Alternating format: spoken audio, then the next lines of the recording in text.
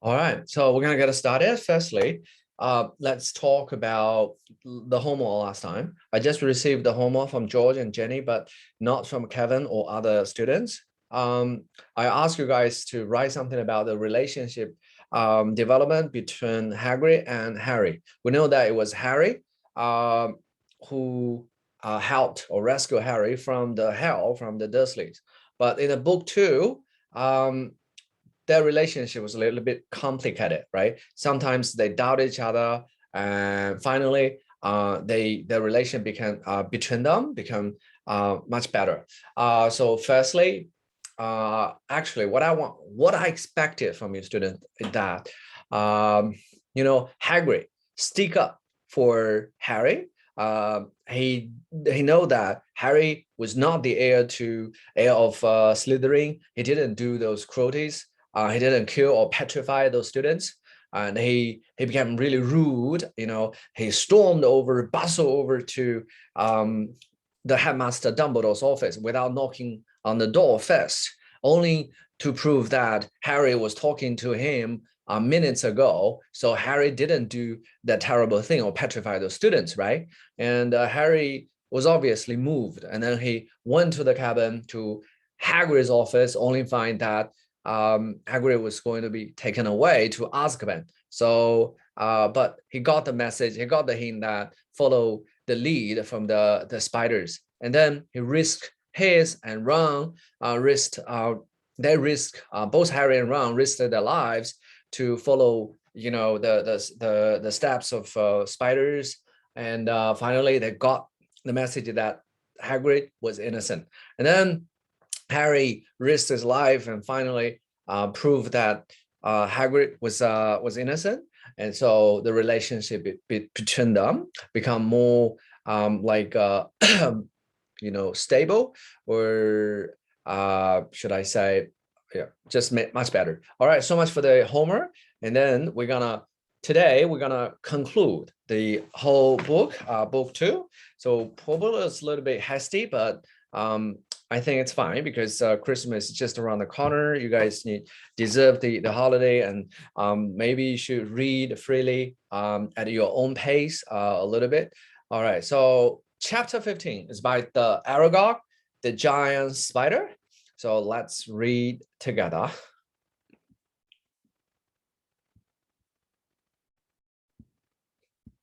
So Summer was creeping over the ground. So Summer was creeping. Summer was not running, was not pounding, was not moving very fast. So it's a creeping, just like a crawling. So it means really, really slow. Why? Because there were so many attacks, mysterious attacks. Some monsters were lurking there.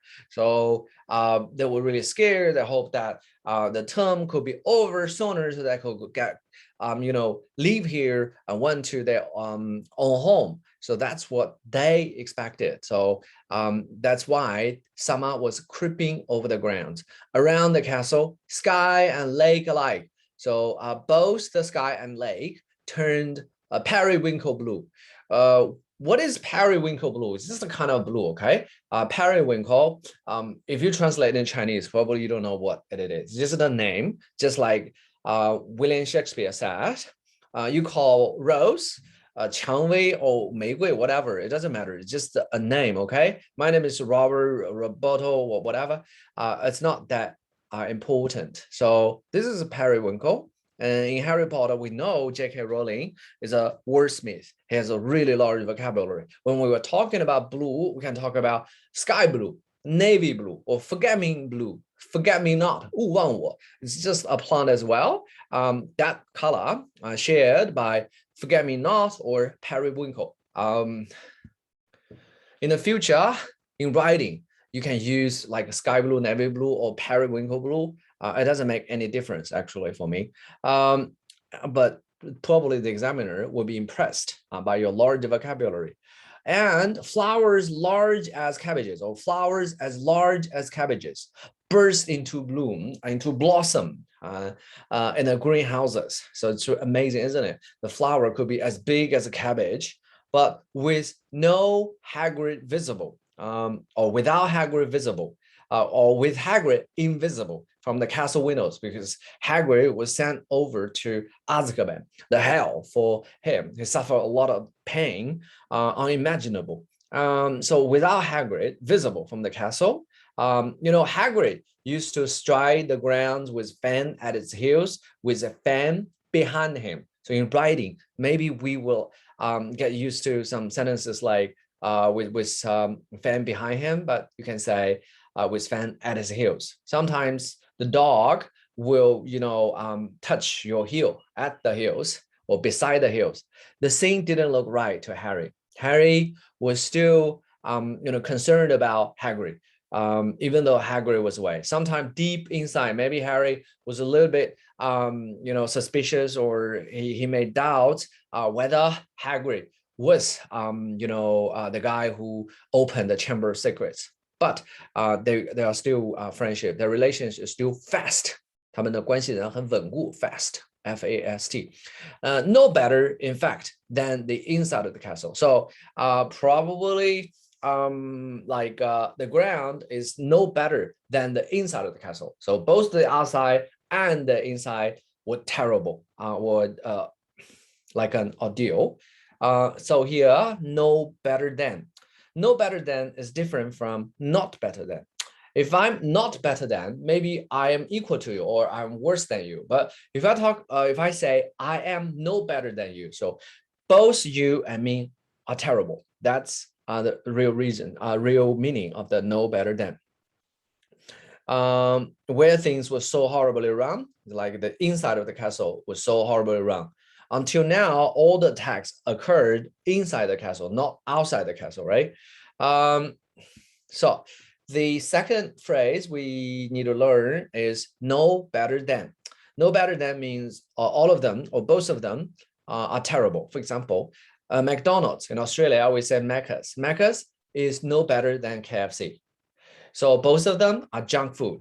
I don't want to eat something, fried chicken or whatever from KFC or Macca's. And so I just say A is no better than KFC. So both of them are disgusting. I don't like the junk food offered at Macca's or KFC. Or, in Melbourne, we got several suburbs, which is famous for high crime rate. For example, Sunshine, hearing the name, wow, it's a sunshine, so warm. But actually, a lot of Black people or Negroes, I'm not supposed to say those derogative words, but those people notorious for high crime rate would like to live in Sunshine or Footscray. So Sunshine is no better than Footscray in Melbourne. So both of them are disgusting. I don't want to leave a place like that. Trust me, I lived in a place like Footscray many years ago. For example, two Black people that were talking, and I walk in the middle, and then they swear. I hate that experience. Let's move on. How to describe the fear in Hogwarts? With Dumbledore gone, we know that Dumbledore was suspended. He's not in Hogwarts anymore. So probably the hidden enemies will be really overjoyed because Dumbledore is gone. We can do whatever we want. So fear has spread as never before. So that the sun warming the castle, what sun? The sun which warmed the castle walls outside seemed to stop at the mullioned windows. So come on, Robert, what is mullioned windows? I mean, in Harry Potter 1, we talked about this concept. So for example, this is a window, obviously, but if you check it out, that there is a vertical bar, between the two window panes. This vertical bar is called mullion. So we're talking about mullioned windows. It's like really secure because still a vertical bar supporting the whole window. That's what we say, mullioned windows. There was barely a face. Barely here, like not. There wasn't a face to be seen in a school that didn't look worried or tense. So basically, everybody was concerned. Everybody was worried, but we cannot say there wasn't a face. There is one face, which is Professor Lockhart, who's really happy. He say Hagrid has been taken away, so the Minister of Magic must be really, really sure. or something like that. And any laughter that ran through the corridors sounded shrill, sounded like sharp and unnatural, and it was quickly stifled. So we don't want to laugh, because if you laugh, probably you will attract the monster. The monster may attack you, right? We were really impressed by the sentences written by J.K. Rowling. How to describe fear in Hogwarts. We can read and then improve our own writing skills. Let's move on. Why did Dumbledore leave these words? So after reading the paragraph, I'm gonna ask yourself, like George, to answer the question. Harry constantly repeated Dumbledore's final words to himself.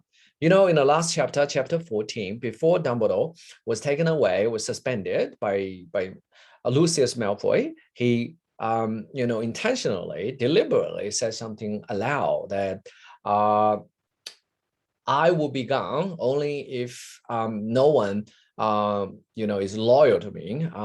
Help will be given to those people who really need it. If you say help me, and then something will go to you, right? So Harry constantly repeated Dumbledore's final words to himself. I will only truly have left the school when none here are loyal to me. Help will always be given at Hogwarts to those who ask for it. But what good were these words? Why these words were useful, beneficial? Who exactly were they supposed to ask? Who exactly were they supposed to turn to for help when everyone was just as confused and scared as they were? All right, so George, can you tell me, why did Dumbledore leave these words to Harry?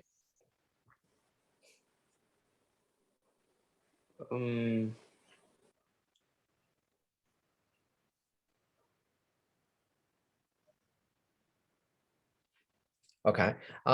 If you're not sure, what about Jenny? I only know what I guess I know what he said he's gonna send for help, but I don't know why he left the words to Harry. Okay. I'm pretty sure the help he only send is the Phoenix, and basically, if he's loyal enough and he's really Gryffindor, he can put the Gryffindor sword out. Of the hat thingy, the really old hat, I don't know how to say it.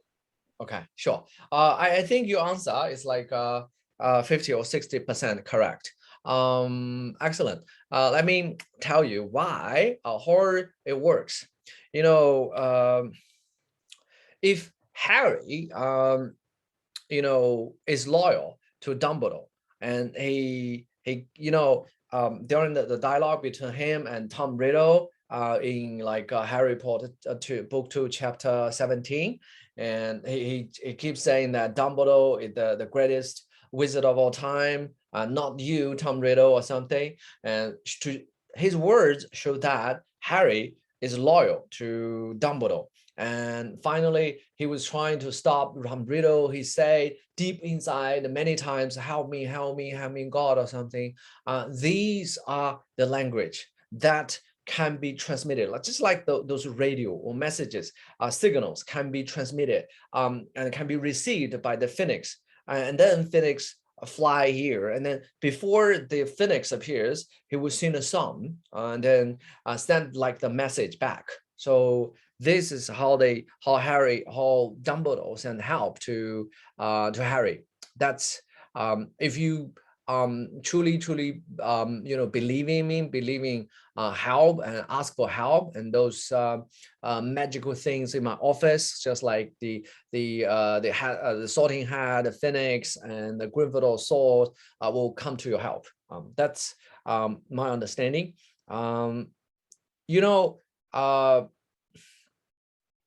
Ron didn't bother to remember these words, but that's why Harry is the hero, is a protagonist. Let's move on.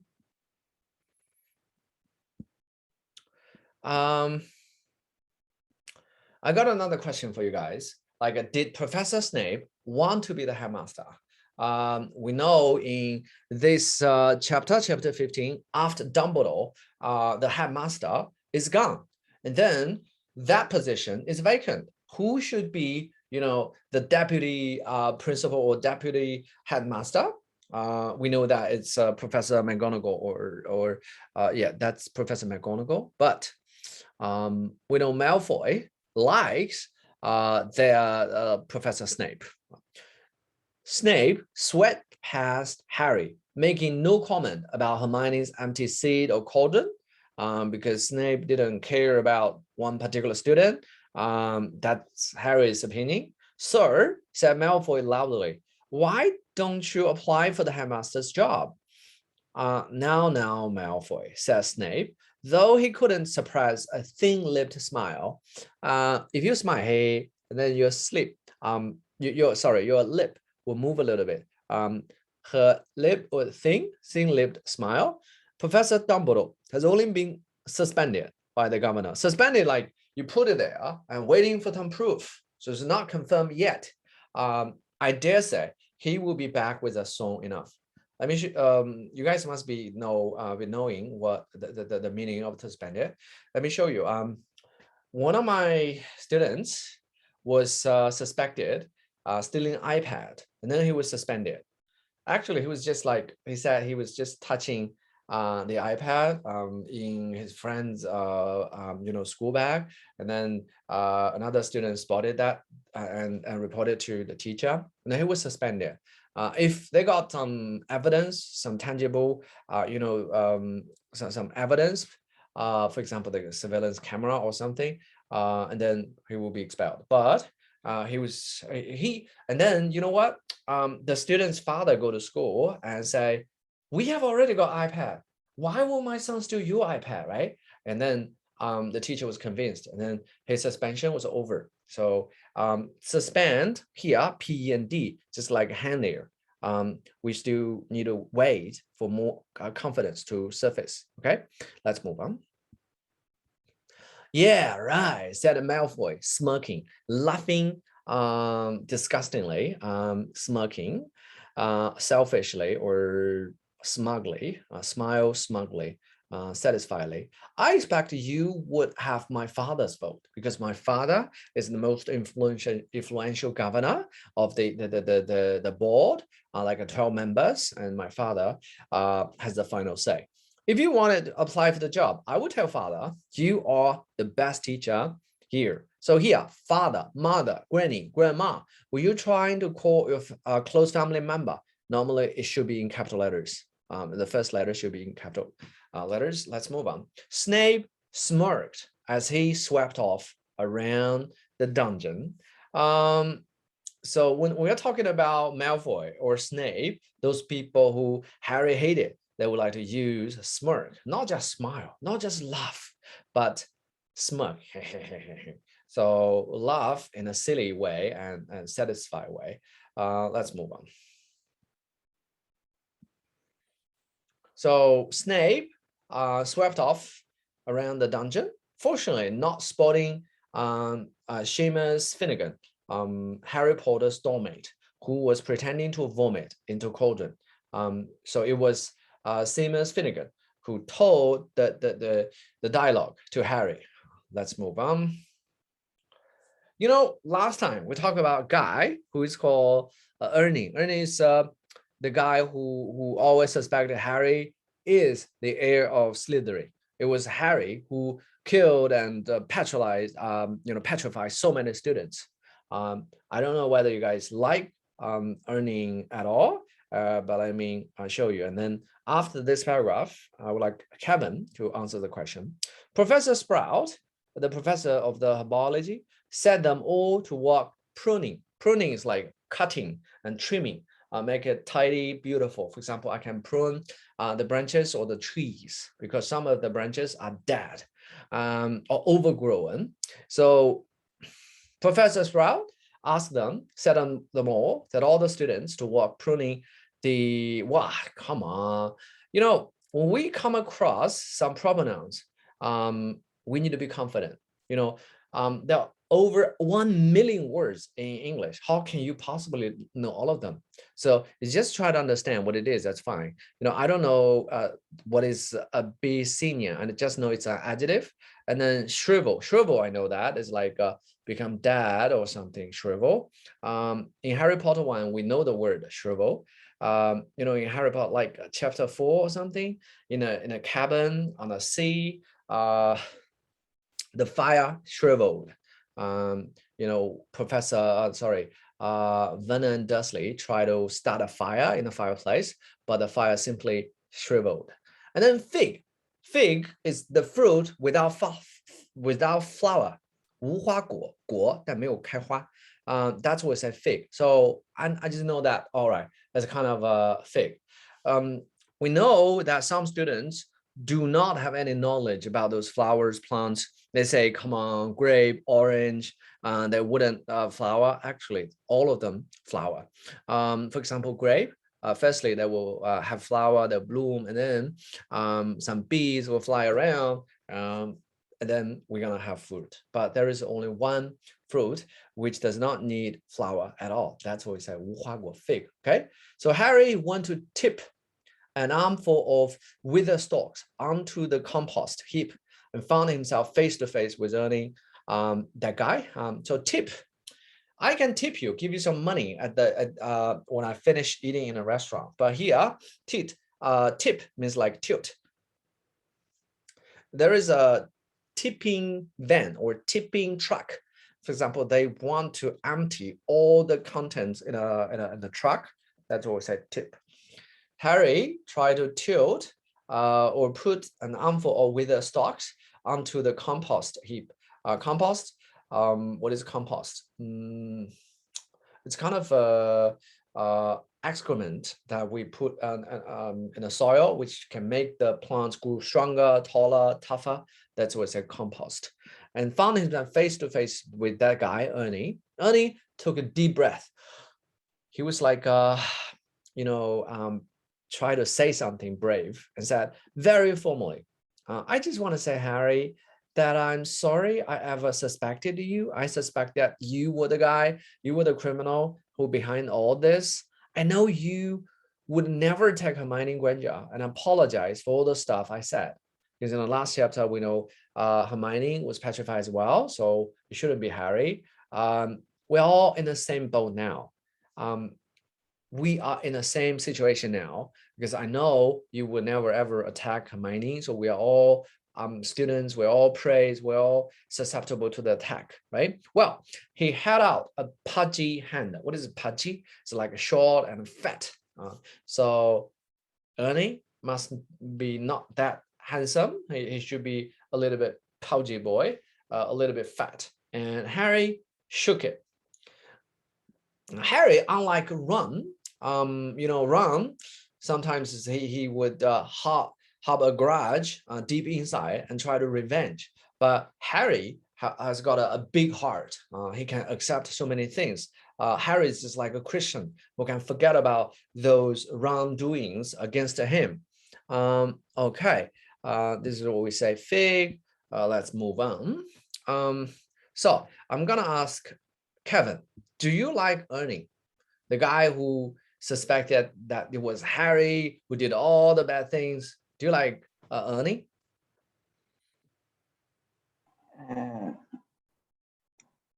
I think yes. So why do you like him? So in what aspect do you like Ernie?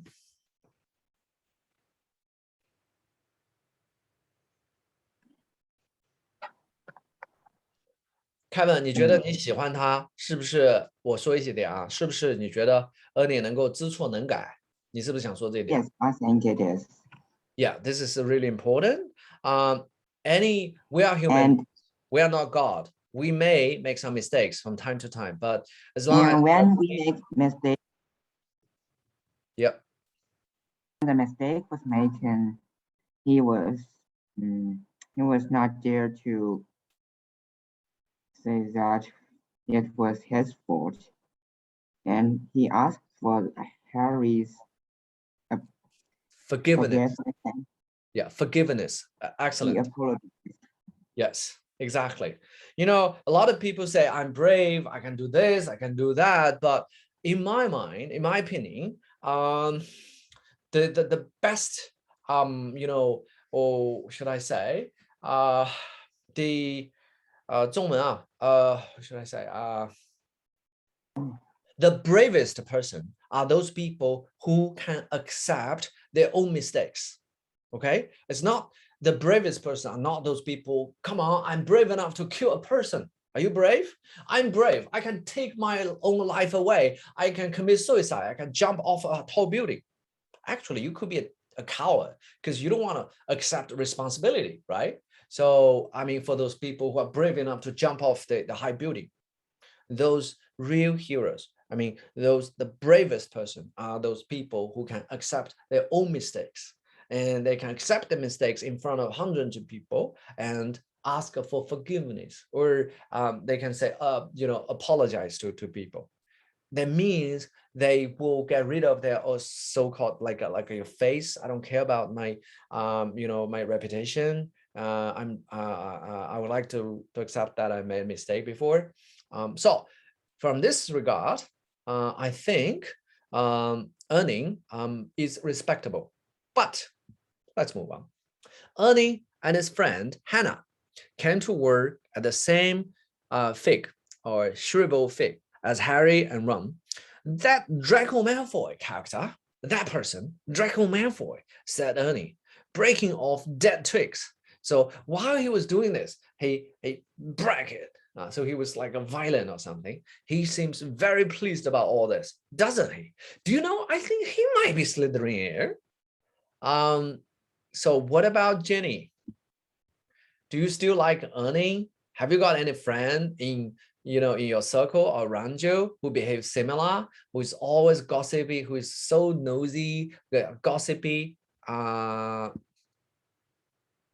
Is Jenny next to George?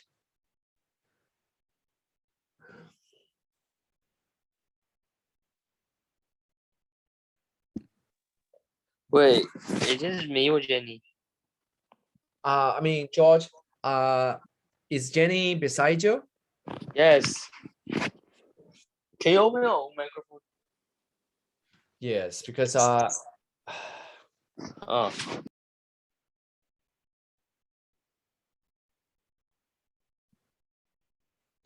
yeah, Jenny, have you got any friend just like, oh, have you got any not your friend, maybe any student who behaves just like Ernie, who like to suspect this, suspect that, is like a gossip girl, who or just would like to many a lot of speculations? No, not in my class. Sorry, I didn't quite catch that. Not in my class. Not in your class. Okay, fine. I can hear some echoes. I know why you didn't use the microphones. But you know what? 20 years ago, when I was studying secondary school, I know in my class, there's some students who they just want to talk about like who broke up with who got a bastard, who got a illegitimate son or something, just like Wang Lihong. Recently we got some bad news about him. A lot of people would like to stand high, say he's terrible. I knew it like 20 years ago. He's bad or something. I mean, only by criticizing him can we prove that we are morally superior to him. But actually, we don't have to do that. Let's move on. What's the difference between Ron and Harry? I mean, the difference between them become just like wider and wider and more noticeable. Let's check it out. That's clever of you, said Ron, who didn't seem to have forgiven Ernie as readily as Harry. Harry has already shaken hands with Ernie, but Ron didn't. Ron said, "You're so clever." He said, "The Malfoy, the guy, right?" And so actually, Ron, J.K. Rowling was using irony to show that Ron was still angry with Ernie. Do you think it's a Malfoy, Harry? Ernie asked Harry. No, said Harry, so firmly that Ernie and Hannah stared. How could you be so sure? Are you the guy? Right? So we know Ernie is just like a gossip boy who is so nosy, who's like a chat box, who like to talk about so many things about those trifle unimportant things nonstop. I hate some people like this. And so what's the difference between Ron and Harry? Ron would like to hold a grudge. Ron would like to stick up, for Harry when the occasion calls for that. Harry is a forgiving person, is a loving person. He got a lion's heart. He's brave, but he got a large heart as well. Let's move on.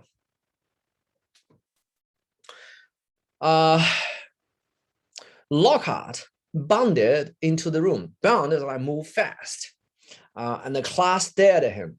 Every other teacher in the place was looking grimmer, was looking more serious than usual. But Lockhart appeared nothing short of buoyant. He was really happy, really satisfied.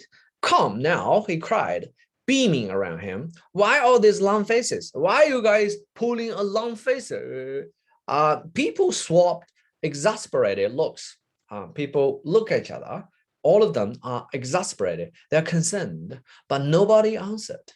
So let me ask George, can you tell me, why did Lockhart feel so buoyant, so happy instead of scared?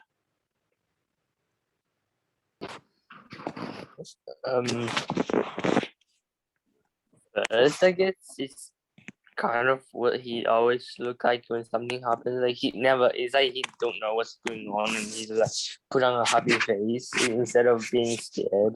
Like what worried like other teachers or students.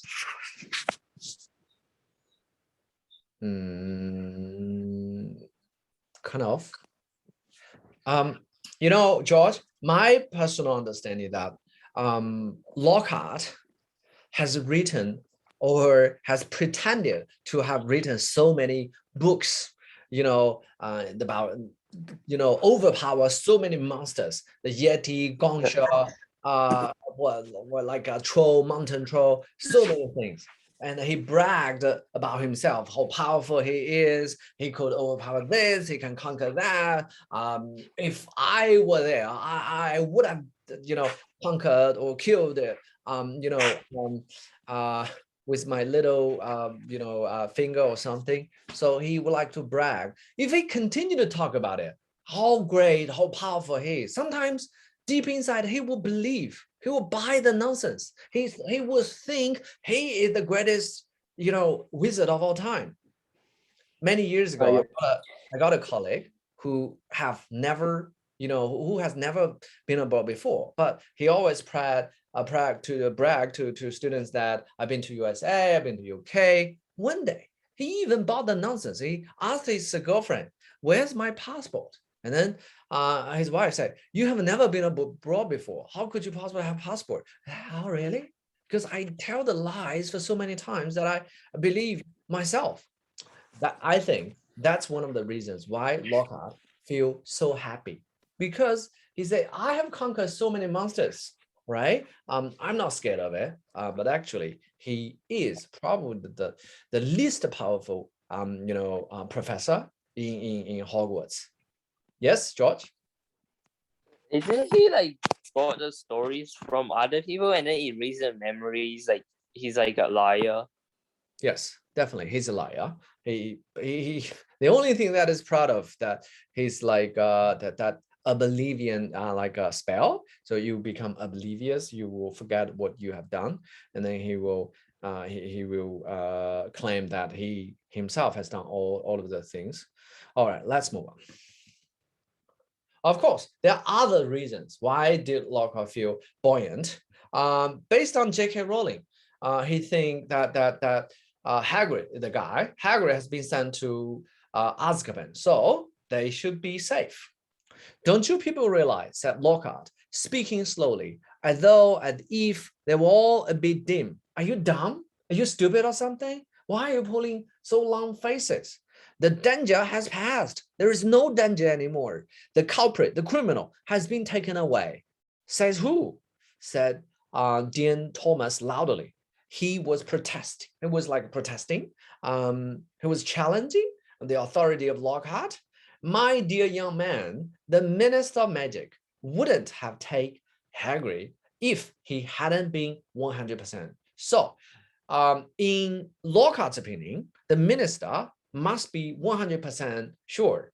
So it must be Hagrid. So Hagrid is the guy who opened the chamber and Hagrid is gone. So they should be safe. But there's a lot of logical errors here, right? Even though Hagrid is gone, but the chamber here has already been opened.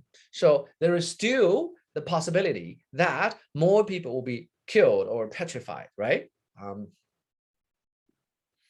And the second logical flaw is that even though the minister is 100% sure, but it's still subjective. It's not objective, right? 就还是很主观. You can be 100% sure, so what? But you could still be wrong. This is not a fact. This is just your opinion. Let's move on. But what lead to Ron and Harry's decision to, to go to the Forbidden Forest? But Lockhart's disgusting cheeriness or cheerfulness, his hints that he had always thought Hagrid was no good. His confidence that the whole business, the whole thing was not at an end, irritated Harry so much that he yearned, he desired to through Getting with Ghosts right in Lockhart's stupid face. The book Getting with Ghosts, we know that what is a ghoul is like the monster who like to eat the meat from the dead body. Disgusting. The book was written by Lockhart. Harry was so angry that he just want to throw the book at his stupid face. Instead, he contented himself with scrawling a note to Ron. Harry could control his emotion, right? Because he was so mistreated in the Dursleys for 10 long years. And he just write a note in a cursive way to Ron. Let's do it tonight. Let's go to the Forbidden Forest. Let's take the advice or take the hint offered by Hagrid. Follow the lead of the spiders. Ron read the message, swallowed hard. He was thinking, he was hesitating, and then looked sideways at the empty seat that was occupied by Hermione, whom Ron had a passion or had a crush on, usually filled by Hermione. The sight seemed to stiffen his resolve. That sight,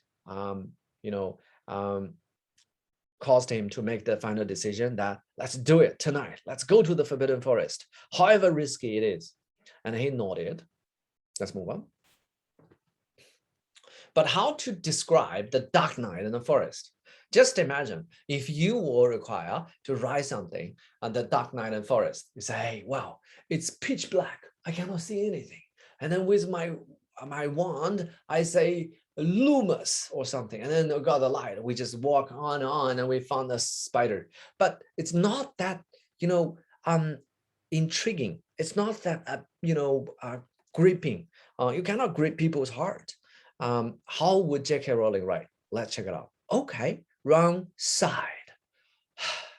As though resigned to the worst. Probably we're gonna lose our life tonight. Resigned to the worst. We need to prepare for the worst. I'm ready. Let's go. So with Fan scampering around them. You know what is the scamper? Scamper is like sometimes if you have got a dog, the dog would say. So they were scared. They will make a low, voice. That's they were scared. That's a scamper. With Fan scampering around them, the dog, even though it was, ferocious on the surface, but deep inside, it was a coward, right? As we have seen in Harry Potter 1, sniffing tree roots, sniff, like a smell with its nose and leaves. They enter the forest. By the glow of Harry's wand, with the light from Harry's wand, they follow the steady trickle of spiders. A trickle, just like a long line of spiders. I don't know whether you have followed, because trickle literally means like the stream or the dripping like water or something. Here, trickle is like a moving line of spiders, because spiders are moving just like ants. So it looks like a moving stream. That's what we say, trickle. Moving along the path, they walked behind the spiders for about 20 minutes, not speaking, listening hard for noises because they were scared. When you're scared, you don't want to speak anything, you want to speak at all to attract any attention from those monsters.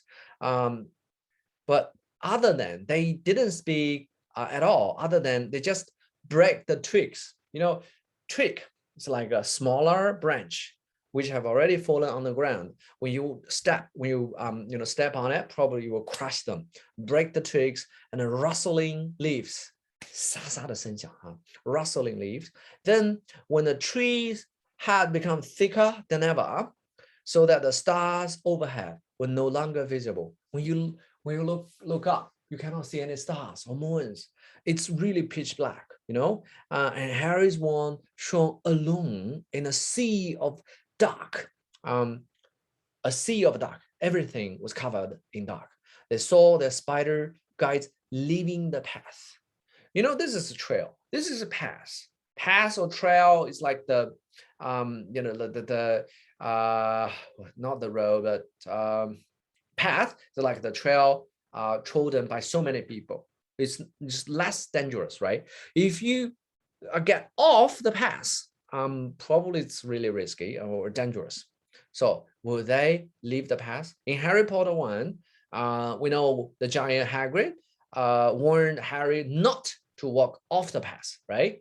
Like in a chapter 16, the Forbidden Forest. But in book 2, Harry need to follow the lead of the spiders. Something wet touched Harry's hand. What is it? He jumped backward. He stepped back, crushing Ron's foot. He was like stepping over Ron's foot, but not feet, because it was just stepping on 1 foot of Ron, not 2 feet. And it was only Fan's nose. Oh, it was like a nozzle, Fan's nose. So Harry was sensitive. Harry was scared as well. What do you reckon? Harry said to Ron, what do you reckon? What do you think?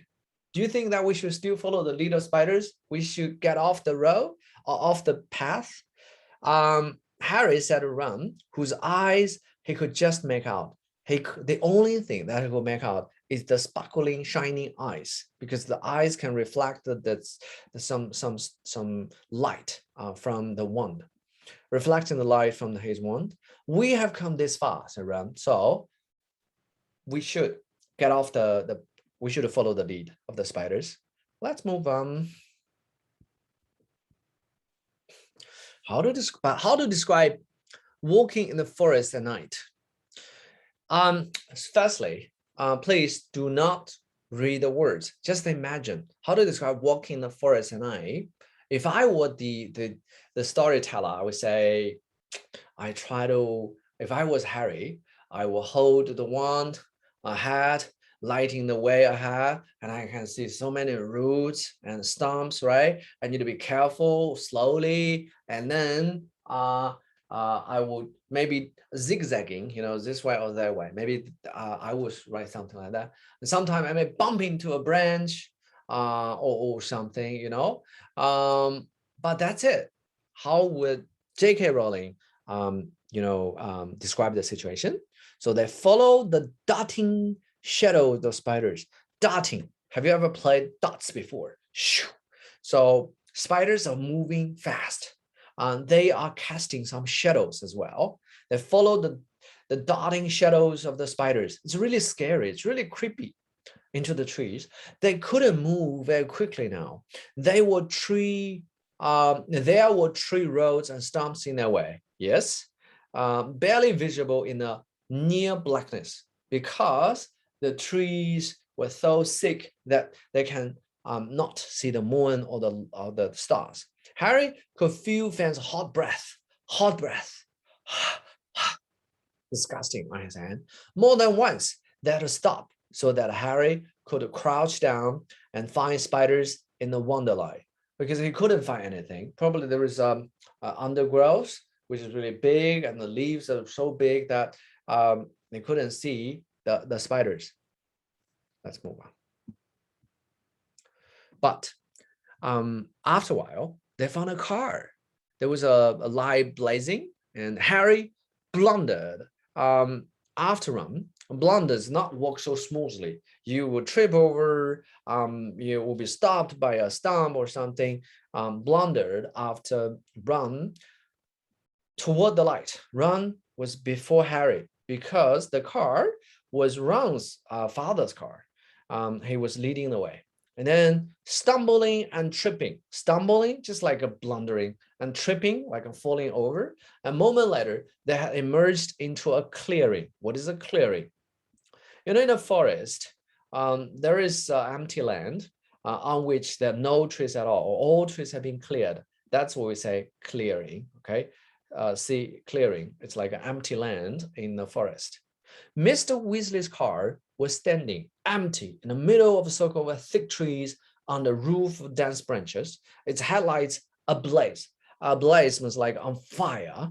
This is literally, this is like figuratively. As Ron walked, open mouth, he was really surprised. Toward it, it moved slowly toward him, exactly like a large turquoise dog greeting its owner. What is turquoise? The thing, let me ask Kevin. Kevin, what is turquoise? Turquoise. What about George? Do you know the word turquoise? Let me, Kevin. It's a kind of stone, I remember, with a nice color. It's, how to explain it? It's blue and a little green. Excellent. Excellent, Kevin. You've done a good job. Turquoise like a fine color, like a blue and a little bit white. You know, the turquoise is the color associated with the holidays. For example, in a Christmas holiday, you will go on a five-star hotel in Sanya or other countries, Fiji or whatever. And when you check out the color of that sea, not so deep, not so green, and you can see the white, sand beneath the surface of the water. That's what we say turquoise. Actually, in Harry Potter, we know the turquoise is the color of the car. So here, J.K. Rowling compared the turquoise car to a turquoise dog because the dog was greeting its owner. It was this car that helped them or rescued them from those spiders. Excellent. So we know J.K. Rowling is an excellent storyteller. In the second chapter, they went to Hogwarts with their flying car, and the car disappeared into the Forbidden Forest. And now, in the chapter 15, the car reappeared. Let's move on. Harry didn't even have time to turn around. There was a loud clicking noise. You know, if I were a spider, I got a lot of pincers. I want to kill you, right? And suddenly he felt something long and hairy. Seize him, grasp him, clutch Harry around the middle. What is the middle? Why I'm standing here to teach you today? Because I suffer some back pain. In Chinese, 腰疼, it's like a lower back. You got lower back or you got middle back. So that spider probably clutched or seized Harry around the middle, around his middle back, and lift him off the ground so that he was hanging face down. You can imagine what it feels like. Harry was lifted in the air, and he was facing down, struggling, terrified. He was struggling. He was terrified. He heard more clicking, and saw Ron's legs leave the ground too. Heard Fan whimpering. Was scared, right? Making some low sound because of scary. And howling. Woo, woo, woo. Next moment, he was being swept away into the dark trees.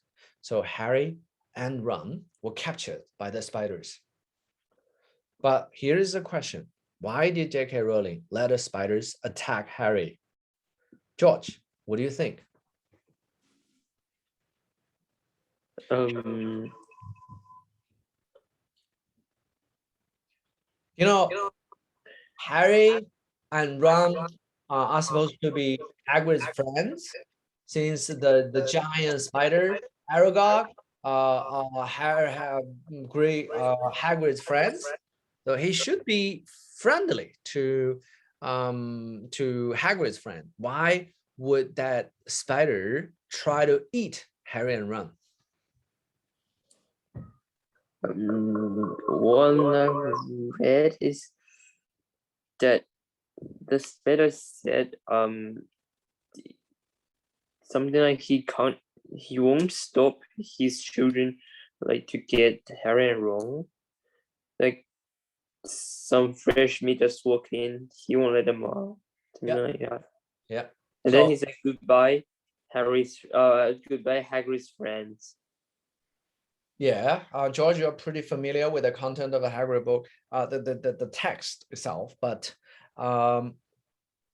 you mentioned that the Aragog try to my descendants cannot deny the fresh meat, they're gonna eat you or something.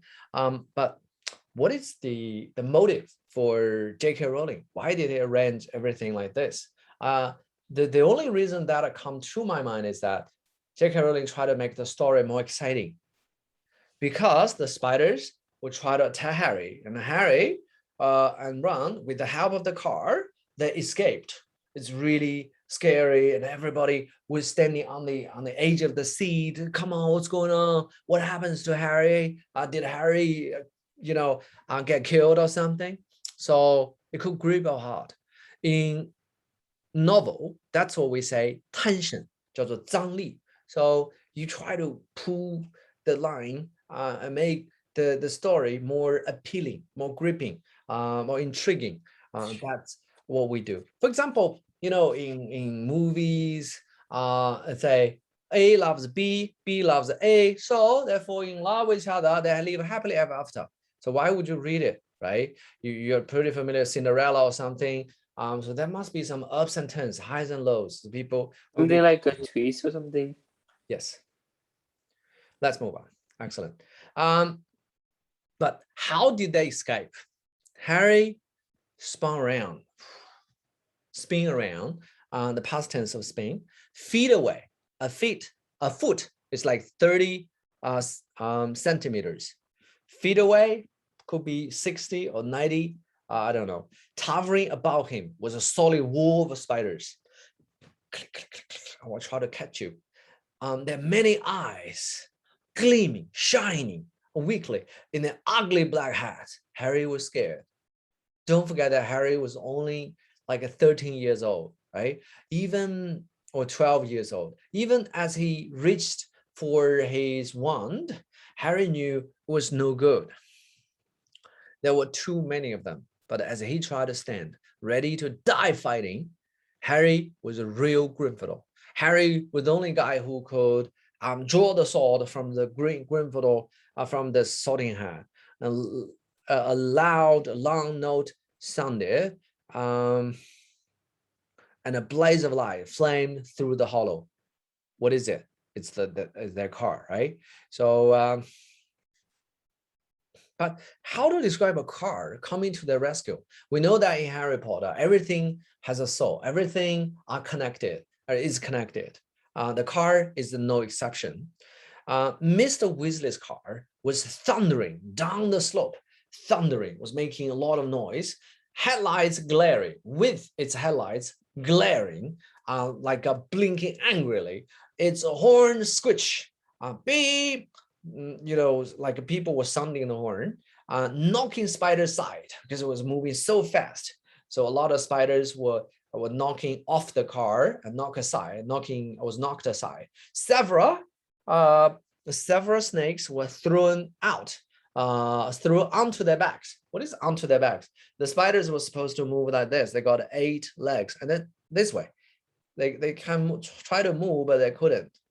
Onto their backs. They're endless legs because there's so many legs. One spider has 8. There are millions of, a myriad of legs waving in the air. The car screeched to a halt, come to a jolt, come to a stop in front of Harry and Ron, and the doors flew open. Of course, Harry and Ron were jumped in with the dog, and they try to escape in a hurry. But how to describe an escape in a hurry? Let's move on. Let's check it out. They smashed their way through the undergrowth. So while the car was driving at full speed, probably some twigs, some branches stopping in a way, a lot, facing them because you were moving so fast. So probably the twig, the branch will smash the window shield. They smashed their way through the undergrowth. Fan howling loudly in the back seat. Fan was a coward. He was screaming. He was scampering. And Harry saw the side mirror snap off. What is snap off? As I snap my fingers, I can snap my snaps. If I got a piece of clothes, I say snap the snaps. Cool, right? Snap. Last time when I was camping, the tree branch snapped off. I see a crocodile try to attack a human being. A snap. So they saw the side mirror snap off. 咔吧一下断了啊 the side mirror was broken as they squeezed past a large oak. After 10 noisy, rocky minutes. The minutes itself is not so rocky, it's so noisy, but the other 10 minutes, their experience was so dramatic. There were so many rocks, so many bumpy road, rocky, 10 long minutes. The trees thinned. When they look up, probably the trees are not so thick. They can see some glint. And Harry could again see patches of sky. Patch here is really beautiful. I mean, your backyard, you could have a vegetable patch where you can grow some vegetables. I was suffering from the back pain, so I put some herbal patch, 中药的药膏 herbal patch, herb Herbal 中药的 herbal patch, on my skin. And if I'm a pirate, I could wear like the eye patch, right? Let's move on. So Harry and Ron got the message, got the secret that Hagrid was innocent because Hagrid, the giant spider, told them that there is another monster. So they got the message and then they went back to the dormitory. And the castle loomed nearer, like it became nearer. Harry twitched the cloak, like a move suddenly, twitched the cloak to make sure their feet were hidden, then pushed the creaking front doors ajar. I pushed the doors like creaking, making some scene, right? Ajar, a little bit open. They walked carefully back across the entrance hall and up the marble staircase, holding their breath. To try to hold their breath, do not breathe, breathe at all, because they don't want to be spotted. As they pass corridors where watch for sentries. The sentries, like those people who keep guard at the castle. At last, they reached the safety of the Gryffindor common room, where the fire had burned itself into glowing ash. So the fire had burned, so probably there was no fire anymore. They took off the cloak and climbed the winding stairs to the dormitory.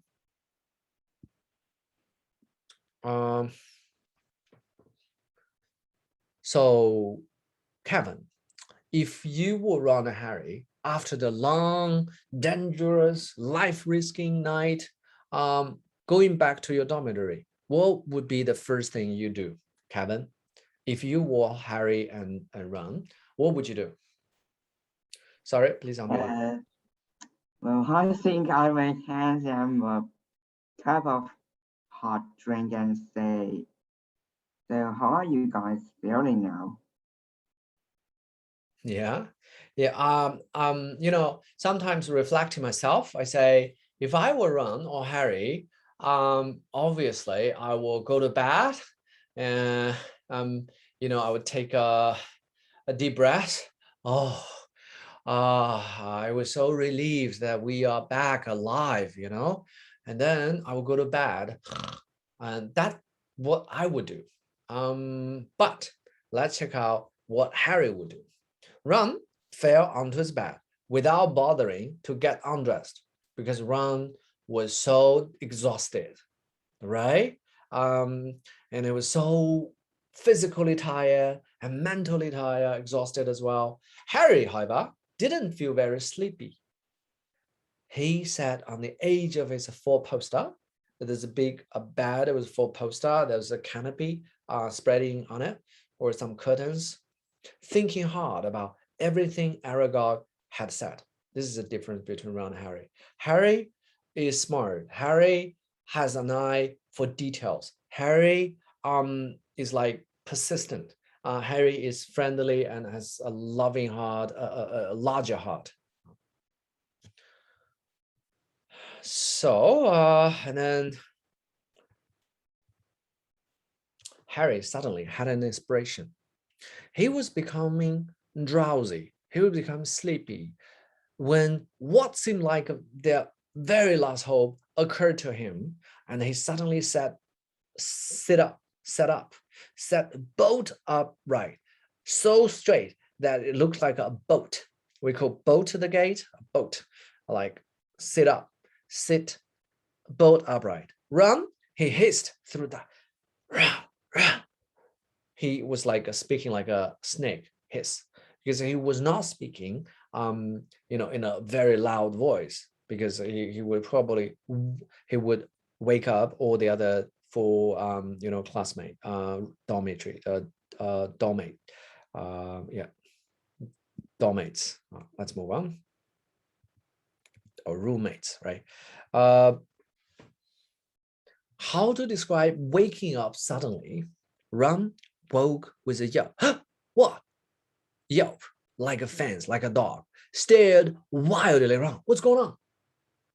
And saw Harry. Ron, that girl who died. Aragog said, she was found in a bathroom, said Harry, ignoring Neville's snuffling snores. Snore. But what is snuffling? If everybody has such a experience, sometimes you suffer from cold, you got a stuffy nose, and then while you're sleeping, the snore is a little bit loud because something going on, something in your nose, so it's like stuffed, it's congested. That's what we say snuffling snores. From the corner, Neville was fat, he was suffering from cold, and he made some loud snores. What if she never left the bathroom? What if she's still there? Ron rubbed his eyes, frowning through the moonlight, frowning. He was thinking, and then he understood too. You don't think not Moni Myrtle? Are you talking about, are you referring to Moni Myrtle? So they think of the person, they finally piece together all the evidence. They connect all the dots. All right, so we're gonna have 5 minutes break, and then I will show you one of the writing that I wrote with some words, expressions from Harry Potter series, and then we're gonna resume, okay? 5 minutes break.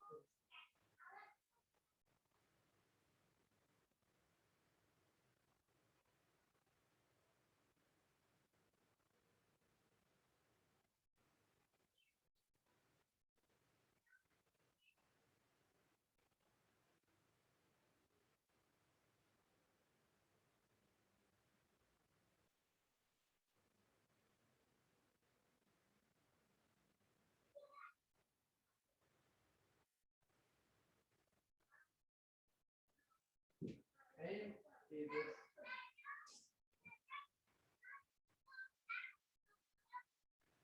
need to go. I need to resume my class. 大概继续上课了。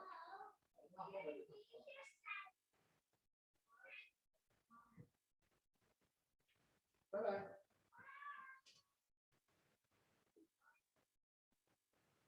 你歇一下，我过下课给你看。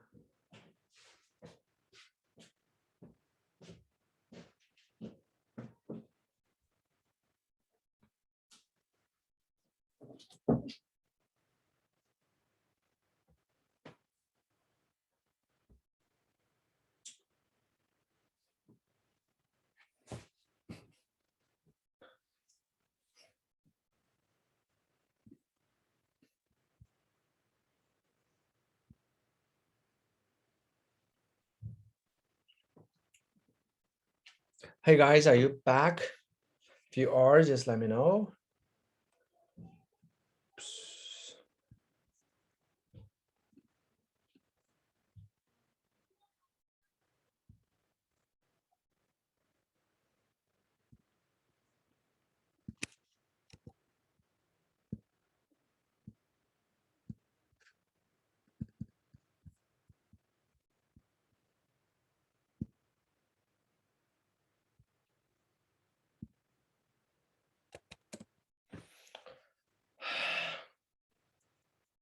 You guys back?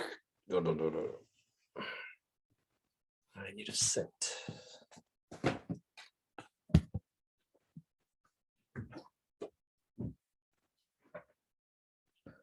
Okay, Kevin is back. Kevin, how is your study at school right now in China? Hi. Hi. I Hi. think it's not too bad now. Not too bad. Yeah. So when are you gonna go abroad? Like go to Australia or Canada or USA or America? I'm not sure, but yeah, maybe from the also possibility. It's still a long time away. You haven't decided yet? Yes, not yet. Not yet. No, not yet. Okay. Okay, so Kevin's back. George should be back, right? And so is Jenny.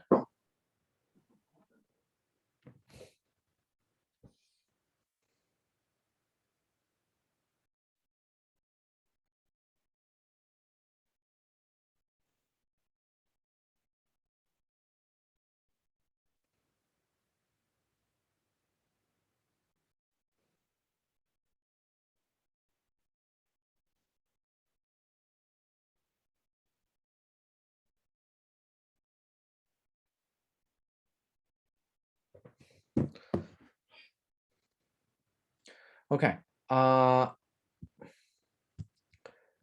gonna show you one of the writings that I did. It's about a locket. It's like a something we wear with our family members, some animals, or people in a locket. L-O-C-K-E-T, because you can lock it. Locket. L-O-C-K-E-T. E-T is like something small. You need to make up a story. Let me show you how I wrote it. Gazing at the locket, I was lost in my recollections, lost in my mind. My name is Tom Smith, and I came from Soviet Union. I had a perfect family.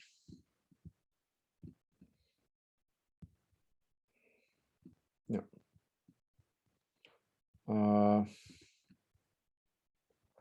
My wife is beautiful and amicable, friendly. My 3 children, Lisa, Jimmy, and Lucas, are adorable. And my puppy, Fluffy. You know, the name was is taken from Harry Potter, right? I was working as a government clerk in 1960s, and I like hunting in my spare time. One day, I was camping with my whole family when I heard a rustling sound. So just now we found the word rustling, like the sound from the branch, from the bushes, from the forest. You can hear. I heard a rustling sound from the bushes. Before I realized what was going on, I was taken away by several soldiers by not for force, by force. I boarded a train, bound for or leaving for in the direction of Siberia to dig mines for the army. On the insufferably long train journey, I tried to escape twice, but I was beaten. I was captured and beaten savagely by those cold-blooded soldiers. I even tried to commit suicide, but every time I opened the locket, which happened to be in my pocket, I changed my mind. I determined to survive, to see my beautiful wife, adorable children, and a faithful Fluffy. We were supervised by those heavily armed soldiers. Those soldiers got a lot of, weapons. That's why I say heavily armed soldiers. And we had to work 15 hours a day with pitiful rations, with limited food. I lost 25 kilograms during the dark time, but I never lost my faith in returning to my home and family. After 10 long years of slavery, I successfully escaped from the hell. I drank the dews from the leaves and creeks. I begged sometimes, begged for food, for drink. I took free rides. I met wolves several times. Eventually, after so many twists and turns, events, I returned to my home with a locket, which had already been dusty around the edges, rusty, and travel worn. And you can see a lot of wrinkles on my palm because I suffered so much during these years.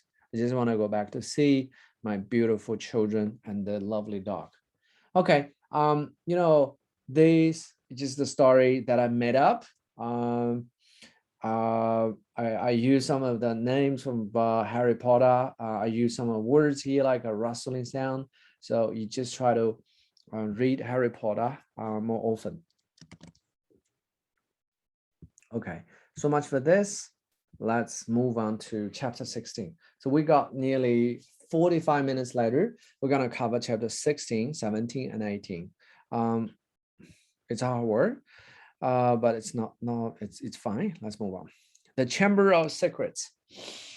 The name of this chapter is the same as the name of the whole book, because we are gonna, told what is hidden in a Chamber of Secrets. Let's move on. What are the secrets?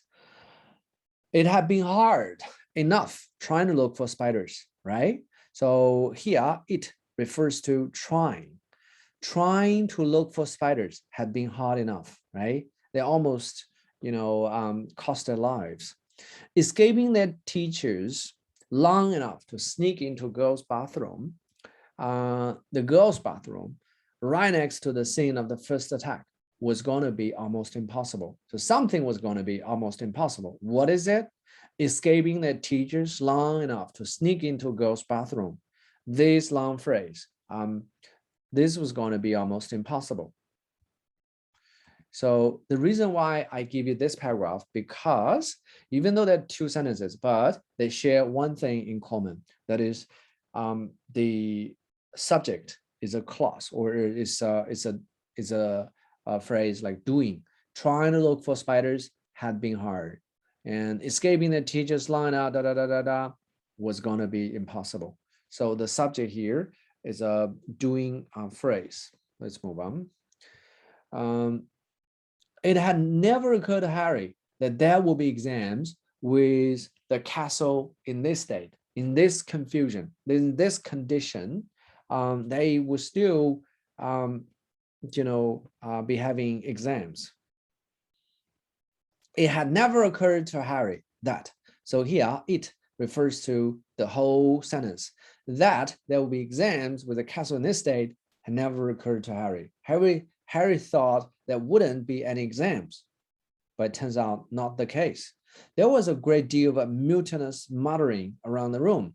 So a lot of people were whispering to express their anger. That's what we say, mutinous. Mutinous. You will be rebels. You want to fight fight against your leaders, which made Professor McGonagall scowl even more darkly. Scowl is like a frown. You express that your anger by raising your eyebrows. Let's move on. So we cover subject clause. So subject is like that there will be exams with a castle and a state had never occurred to Harry. This is like a subject. So it's a full sentence as a subject. That was a subject clause. And then we got object clause. When the hubbub is like the ding, the confusion, the racket, R-A-C-K-E-T, had subsided, had reduced. Professor McGonagall said, Professor Sprout has informed me that, has told me that the mandrakes, that particular plant, are ready for cutting at last. So Hermione, along with other victims, can be revived. Tonight, we'll be able to revive, we give life back to those people who have been petrified, who have become stones. Petrified, P-E-T-R means like a stone, right? I need hardly remind you. So hardly, just like scarcely, barely, I needn't remind you all that one of them may well be able to tell us. So one of those people who they may tell you who or what attacked them. Tell somebody something. So here, who or what attacked them? The whole sentence is like an object. So if sentence is an object, that's what we say a clause. So here, the whole clause is serving as an object. That's what we say object clause. So I like her. I like what she said. What she said is like an object clause. I am hopeful that means I hope that this dreadful year will end without catching the culprit, the criminal. So here we got two object clause. I'm hopeful that just means I hope that. And this is an object clause. And then tell us who or what attacked them. Let's move on. Harry was really sensitive. Harry went back to the infirmary, to the hospital wing, and he found the paper clasped tightly in Hermione's fist. And then he tried to get the paper and read the information here. The basilisk. Of the many fearsome beasts and monsters that roam our land, that like a walk around our land, there is none more curious or more deadly than the basilisk. Firstly, basilisk is curious. Not so many people can see it. And then they're deadly. Whenever you look at it through the eye, and then you will be dead. Known also as the king of serpents, king of snakes. This snake, which may reach gigantic size and live many hundreds of years, is born from a chicken's egg, hatched beneath a toad. Its methods of killing are most wondrous, wondrous. For aside from its deadly and venomous fangs, the fangs are venomous, like poisonous. The basilisk has a murderous stare. If you dare to stare at the snake, and then you will be murdered. And all who are fixed with the beam of its eye shall suffer instant death. Spiders flee before the basilisk, for it is their mortal enemy. And the basilisk flees only from the crowing of the rooster, which is fatal to it. But we know that the only rooster has been killed by Ginny. Let me ask you one question. We all know that there is a phoenix which packed the snake, the basilisk, to blindness. But how could a phoenix pack the snake to blindness? Because phoenix need to have the location, right? they need to see that monster. But every time one sees the monster, and then will become, petrified. And how could a phoenix pack the snake to blindness? Let me ask George first. Oh, because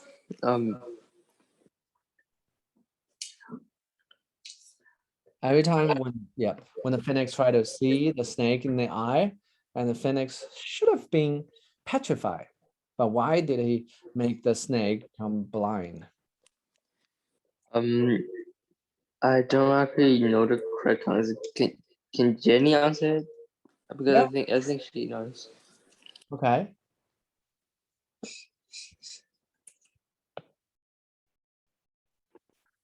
I think it's Yeah. I think it's because the phoenix never die. Yes, exactly. Phoenix is also called 不死鸟. It's like a immortal bird. It will never die. That's yeah, I agree with Jenny. What about George? Yes, but doesn't the phoenix have to burn itself to like believe again? Yeah, that's Yeah, yeah, actually we have never seen phoenix, even though phoenix is so popular all around the world, not just in China, but in many other countries as well. We know phoenix will burn, will be born from the ashes itself. But who knows? Actually, this is just like a fiction, something made up. So we just try to make the storyline or the plot more convincing. But that stare, that deathly stare from the basilisk would even make the ghost, right, die or petrify. Headless Nick. How could a ghost, which has already been there and then die again, right? This is kind of unbelievable. So this is just something made up. I just try to give you an explanation. This is a basilisk.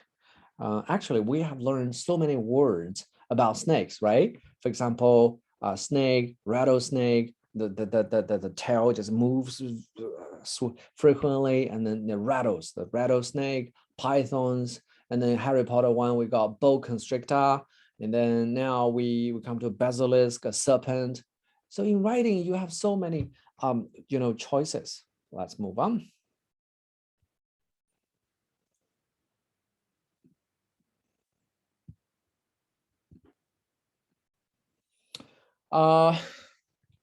One of the best figures in Harry Potter 2 is Lockhart. From Lockhart, we can see the shadows of so many teachers who just like to talk the talk but never walk the walk, who just like to brag what they can do, but deep inside, probably they are powerless. They couldn't do anything at all. And I really like this character, Lockhart. I think J.K. Rowling did an amazing job in creating such a figure, Lockhart. So sorry, I dozed off. What have I missed? When all the teachers were under mounting pressure, all people were concerned how to, to make the petrified students alive, and something terrible happened. They have all been worried about the future of Hogwarts, the headmaster, but he even called Professor Lockhart even dozed off. So everybody was pissed off. Everybody was angry. He didn't seem to notice that the other teachers were looking at him with something remarkably like hatred. Snape stepped forward. Just a man, you are the man, he said. The very man. A girl has been snatched by the monster, Ginny, Lockhart, taken into the chamber of secret itself. Your moment has come at last. It's your time to shine, right? You have been bragging how powerful you are. You got so many amazing books, all rhyme, all alliterations, right? So I think from this paragraph, Snape was really quick-witted. with it. I mean, he is quick on the draw. He's smart, briefly speaking. But Lockhart blanched. His face suddenly became like a paper white. He was so scared. Me? I couldn't do that. That's right. Gilderoy chipped in Professor Sprout. Chipped in like a cut in. He was trying to put in more sentences. Weren't you saying just last night that you have known all along where the entrance to the Chamber of Secrets is? Well, sputtered Lockhart. Sputtered just like you try to say something unclearly, weakly, and inaudibly. Sputtered Lockhart. Yes, didn't you tell me you were sure you knew what was inside it? And picked up Professor Fleetwood. I mean, probably asked by another professor. Did I? I don't recall. I cannot remember anything. I certainly remember you saying you were sorry you hadn't had a crack at a monster before Hagrid was arrested. Had a crack. You had a try, had a go. Did you give it a go, give it a shot, give it give it a try or something? Said Snape. Didn't you say the whole affair had been bungled, had been, bungled? The whole affair was unsuccessful, and that you should have been given free rein from the first. What is a free rein? Rein is like the rope that we hold while we're riding a horse. You can sit on the saddle, and then there is like a piece which will surround the mouth of the horse. That is a bridle, and then there is like two ropes you will hold while you're riding on the horse, ring. So, and didn't you say that you should have been given a free rein, so you can do whatever you want, so you can get rid of the monster? Lockhart stared around at his stony-faced colleagues. All colleagues were looking at him with a stony face. The face was like a stone, so without any emotion at all. Let's move on. And obviously, Lockhart was really scared. Lockhart gazed desperately around him, but nobody came to the rescue. He didn't look remotely handsome anymore. He used to be handsome, charming guy. His hair was blonde and was attractive. His lip was trembling. And in the absence of his usually toothy green like a smile, and toothy, you can see his smile. You can see his tooth or teeth while he was smiling. He looked weak-chin. Probably he used to have like a double chin, but now he looked weak-chin. Basically means he looks really weak and feeble. Feeble means weak. Very well, he said. I will be in my office getting ready. But actually, he was gonna to go away, right? Let's move on. How to describe somebody packing up? I really like this paragraph. Darkness was falling, and they walked down to Lockhart's office. Harry and Ron were trying to give their information to Lockhart to help Lockhart. Ron was concerned about his sister, Ginny. Harry knows probably where that chamber is, so they try to offer some help. There seemed to be a lot of activity going on inside it. They could hear scrapping. What is scrapping?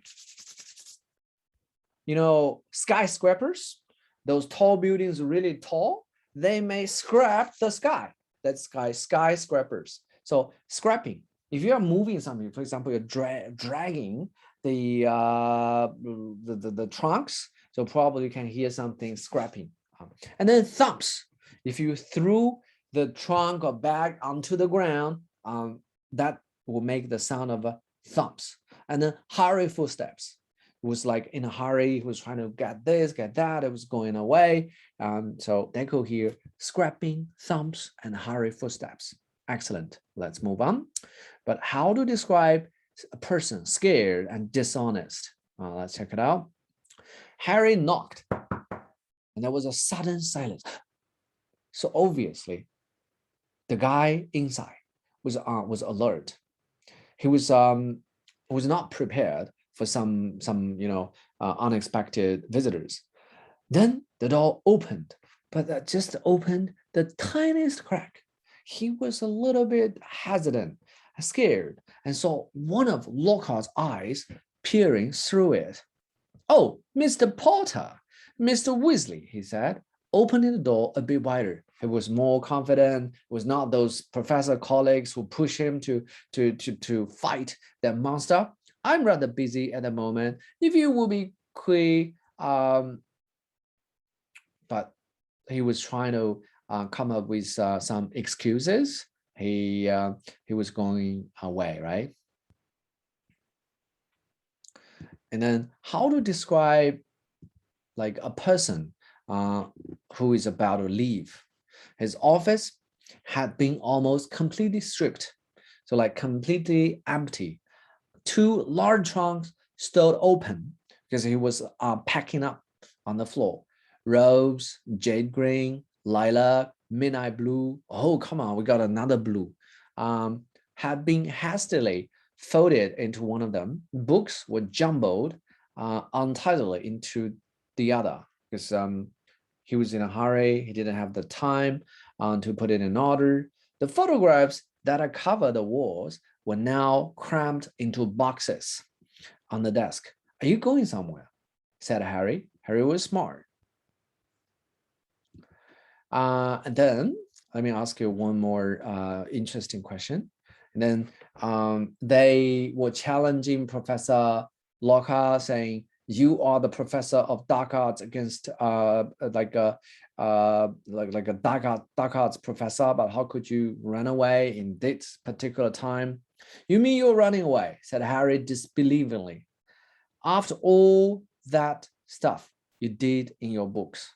"Books can be misleading," said Lockhart delicately. "You wrote them," Harry shouted. "My dear boy," said Lockhart, straightening up and frowning and scowling at Harry. "Do use your common sense. My books wouldn't have sold half as well if people didn't think I had done all those things. No one wants to read about some ugly old American warlock or a wizard, even if he did save a village from werewolves. He would look dreadful on the front cover.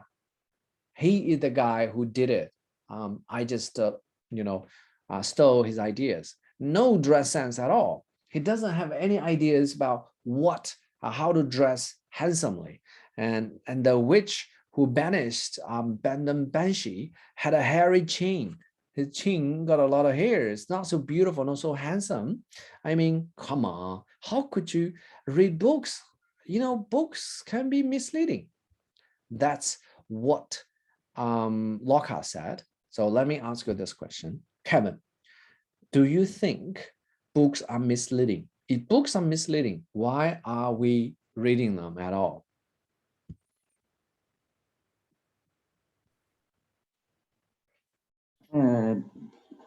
For most of the time, I think book would be misleading. Yes, I think they wouldn't be. Yes, I mean, but if you just don't understand all the part of the book, or you just read a little part of the book, or the people who write the book want to misleading you, the book will be misleading. good. I agree with Kevin. Most of the books are misleading. Those people who read books, for their lifetime, will not guarantee that there will be, successful people. On the contrary, those people who never read, they may succeed because they do what they believe and they work really hard. I think at least 99 or 95% of books are misleading. For example, many years ago, I read a book with like, "How can you be a millionaire?" And I find that the book is like 50 RMB a book. If like a 250,000, not sure, like 200,000 people read the book, and then he will become a millionaire, right? After reading the book, you may not become millionaire, but he would definitely become millionaire. So I think most of the books are misleading and most of the stories are just made up. We need to have our own decisions, just like in 三国演义, you know, the Romans of the Three Kingdom, they like 隆中对, you guys must be familiar with that. You know, when Zhuge Liang get involved with a talk with Liu Bei, right? They were supposed to talk about the situations around the world, you know, in the future within a secret room. And then if they were talking about something secretly, how could their dialogue, you know, spread out? So this is like something we made up. Let's move on.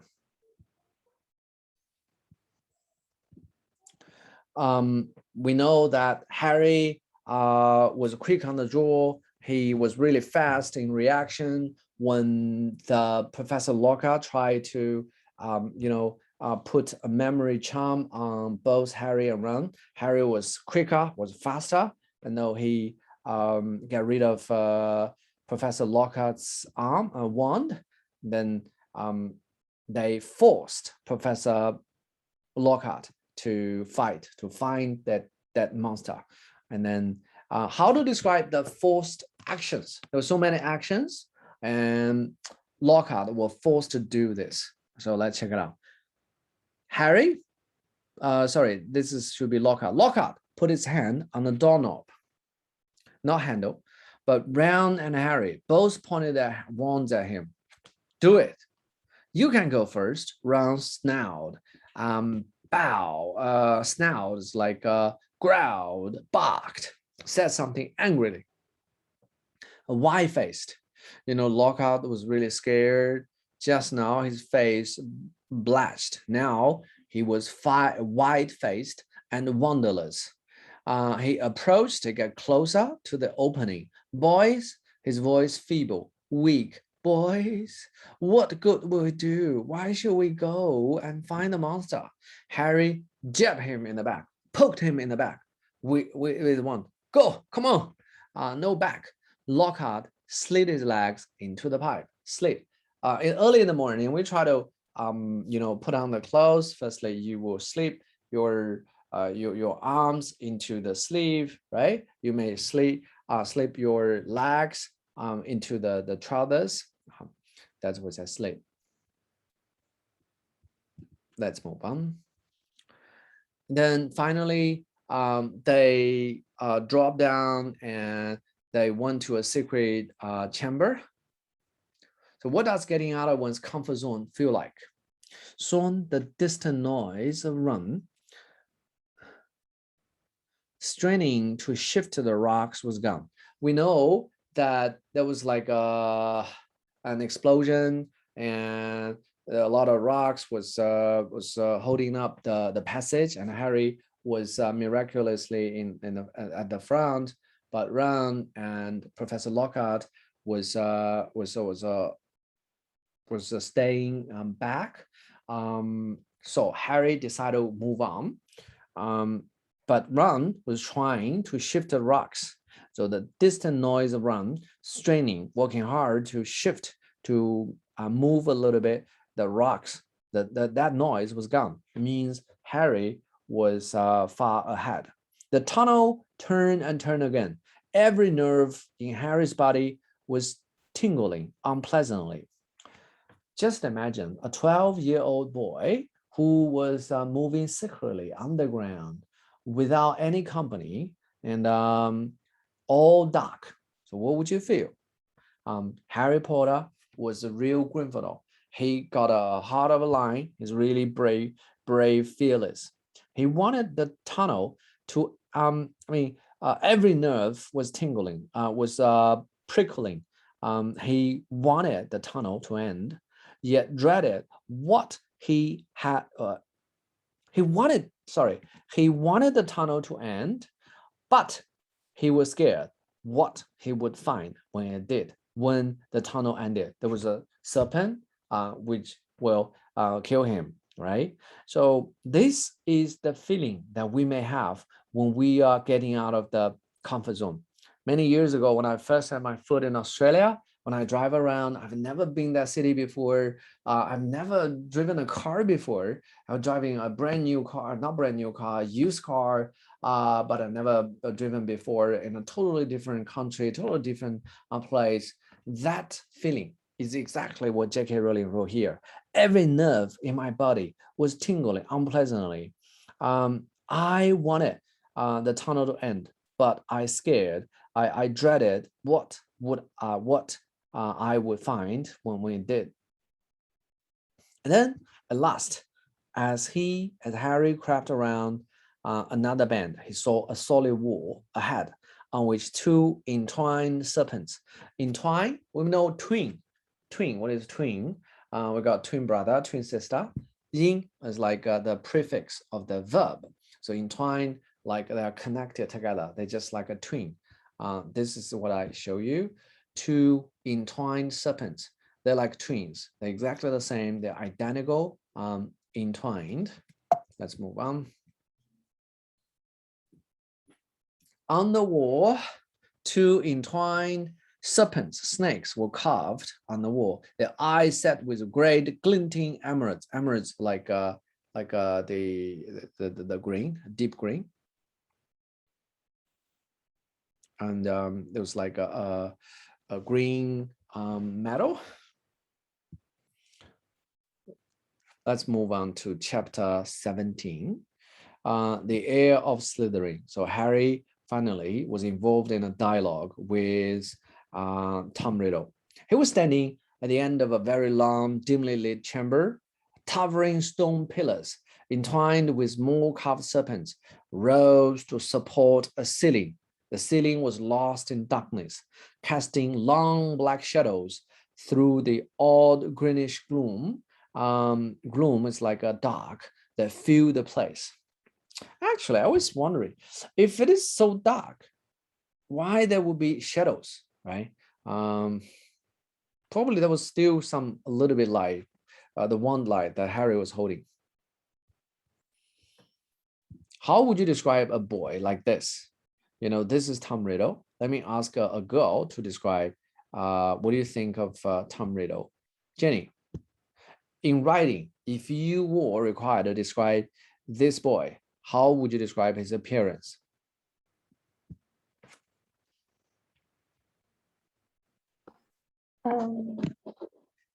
Handsome. What? Handsome. Handsome. Okay. It's got a straight hair, a handsome hairstyle. His eyes is sparkling, and he's not that fat. He got like a double chin and rosy lips, and he's handsome. He's neat. He's wearing a school uniform with a shirt and tie, a jumper, and he was holding out his hand or something, right? His wavy hair, just like a waves, wavy hair. Yeah, maybe that's what we would write, but what J.K. Rowling write.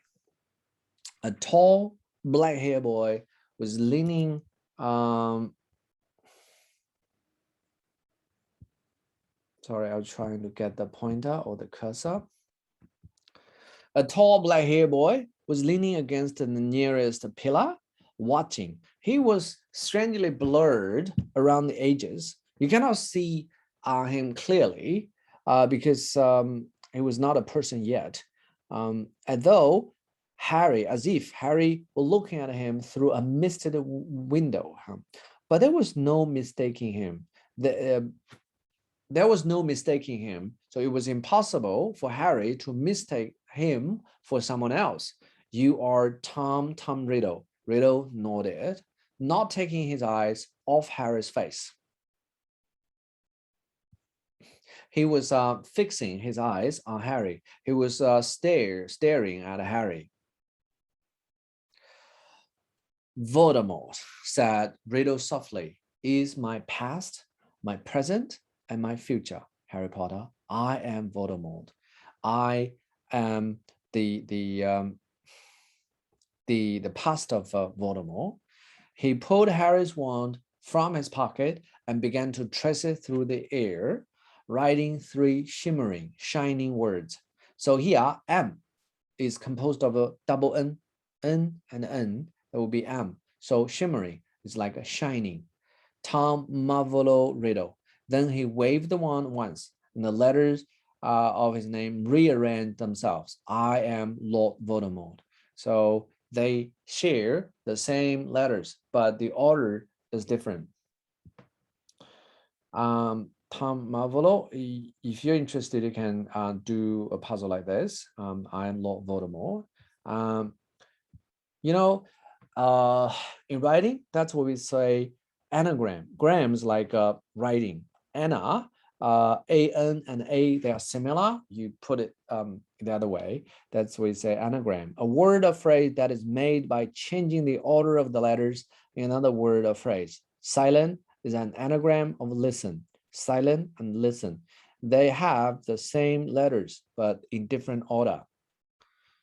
You know, a lot of students want to go to some elite schools in Melbourne, like Melbourne High or something. Let me ask some students, Cheap and Peach. So which one would you choose?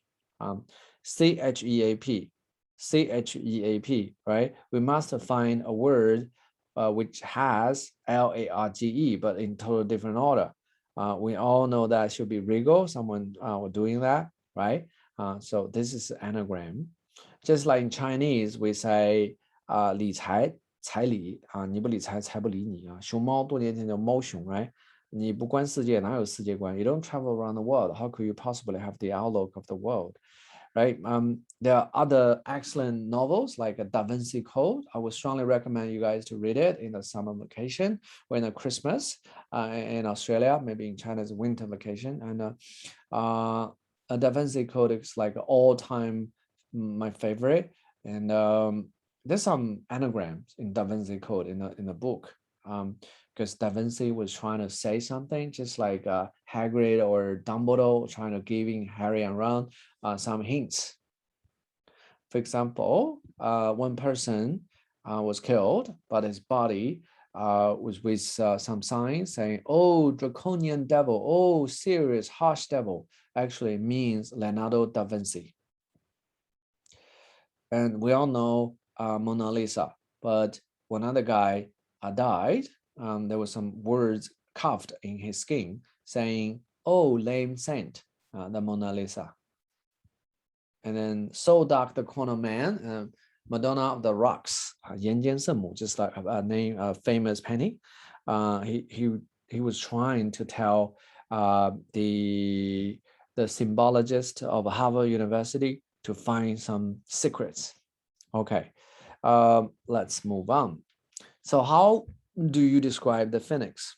You just say, all right, the phoenix is undead, is immortal. It has some powerful talons and long golden tails and got some red and golden wings and a long and a thin neck. Yeah, but do you think you can get a scholarship? Do you think you can get a high score in writing? Definitely not. Let's check out how J.K. Rowling wrote. A crimson, that's like a synonym of a red or deep red. A crimson bird, the size of a swan, just like the graceful white bird with a long thin neck, 天鹅, a size of swan, had appeared. Peeping is a weird music to the vaulted ceiling. I mean, he was the bird was trying to making or directing its weird music to the ceiling. It had a glittering or shining golden tail, as long as a peacock's and gleaming gold talons. This is what we say talons, but here this is like the talon, but this is not golden. It's like a gray, which were gripping a ragged bundle. That's the Sorting Hat. So that phoenix was carrying in his talons the Sorting Hat, from which Harry drew the Gryffindor's sword.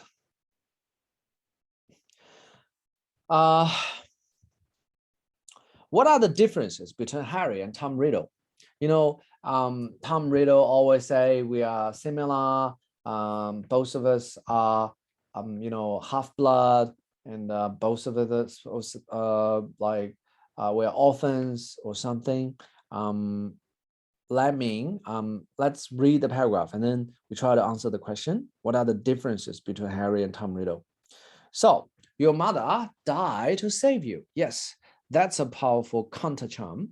I can see now there is nothing special about you after all. I wonder, do you see? Because there's strange likeness between us. We just like each other. Harry Potter, even you must have noticed, both half-bloods. Some people, you know, said to me, I thought Harry Potter is pure blood because his father, his mother are all wizards. But don't forget about his mother. His mother was born in a Muggle family, right? It's like not so pure. That's half blood.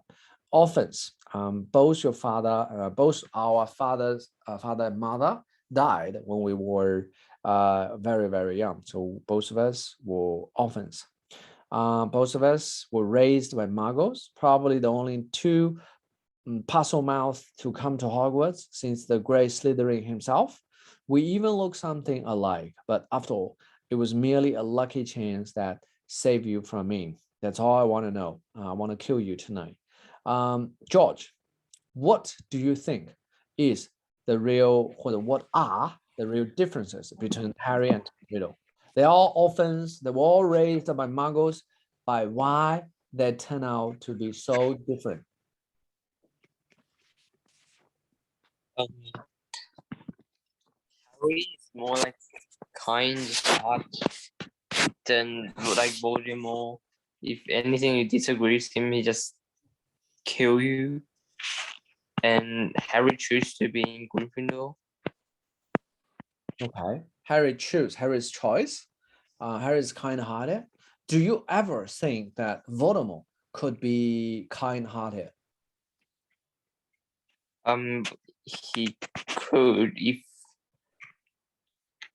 like probably not this story. Like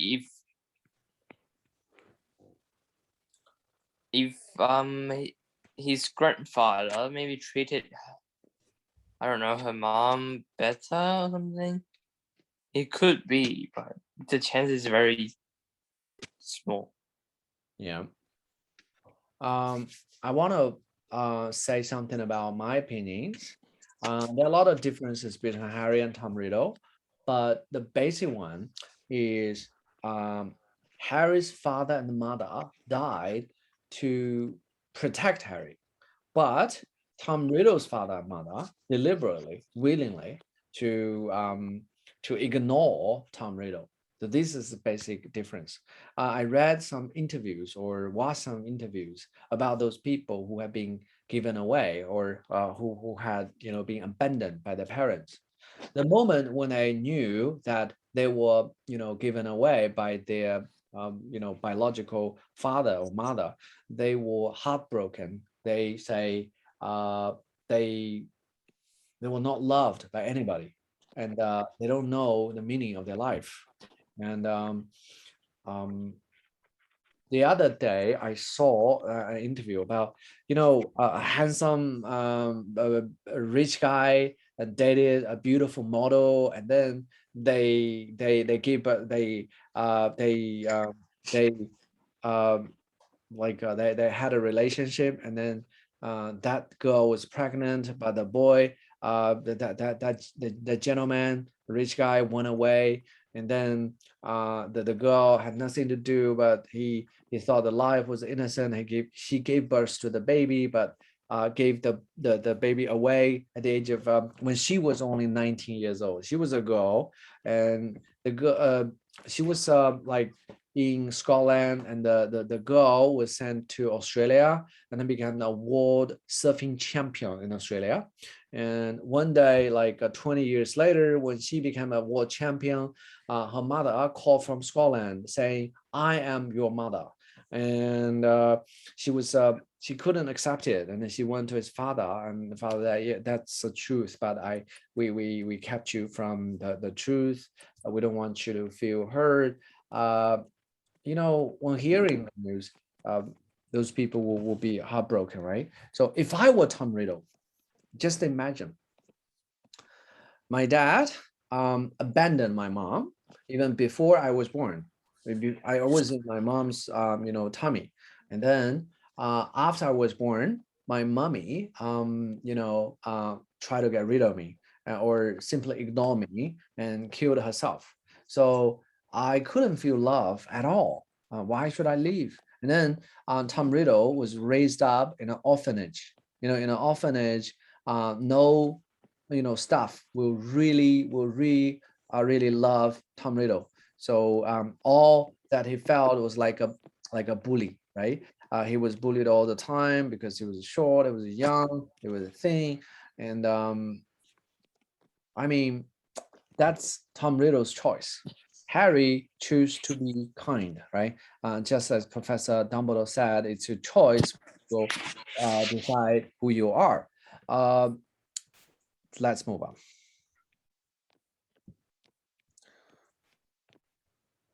on.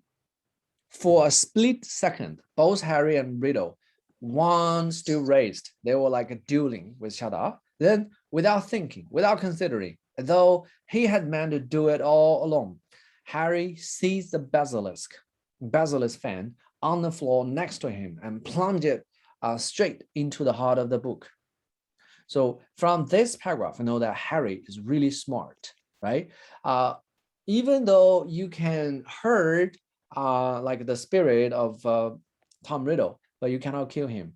Only by plunging the fan into its heart, into the book, could Tom Riddle be killed.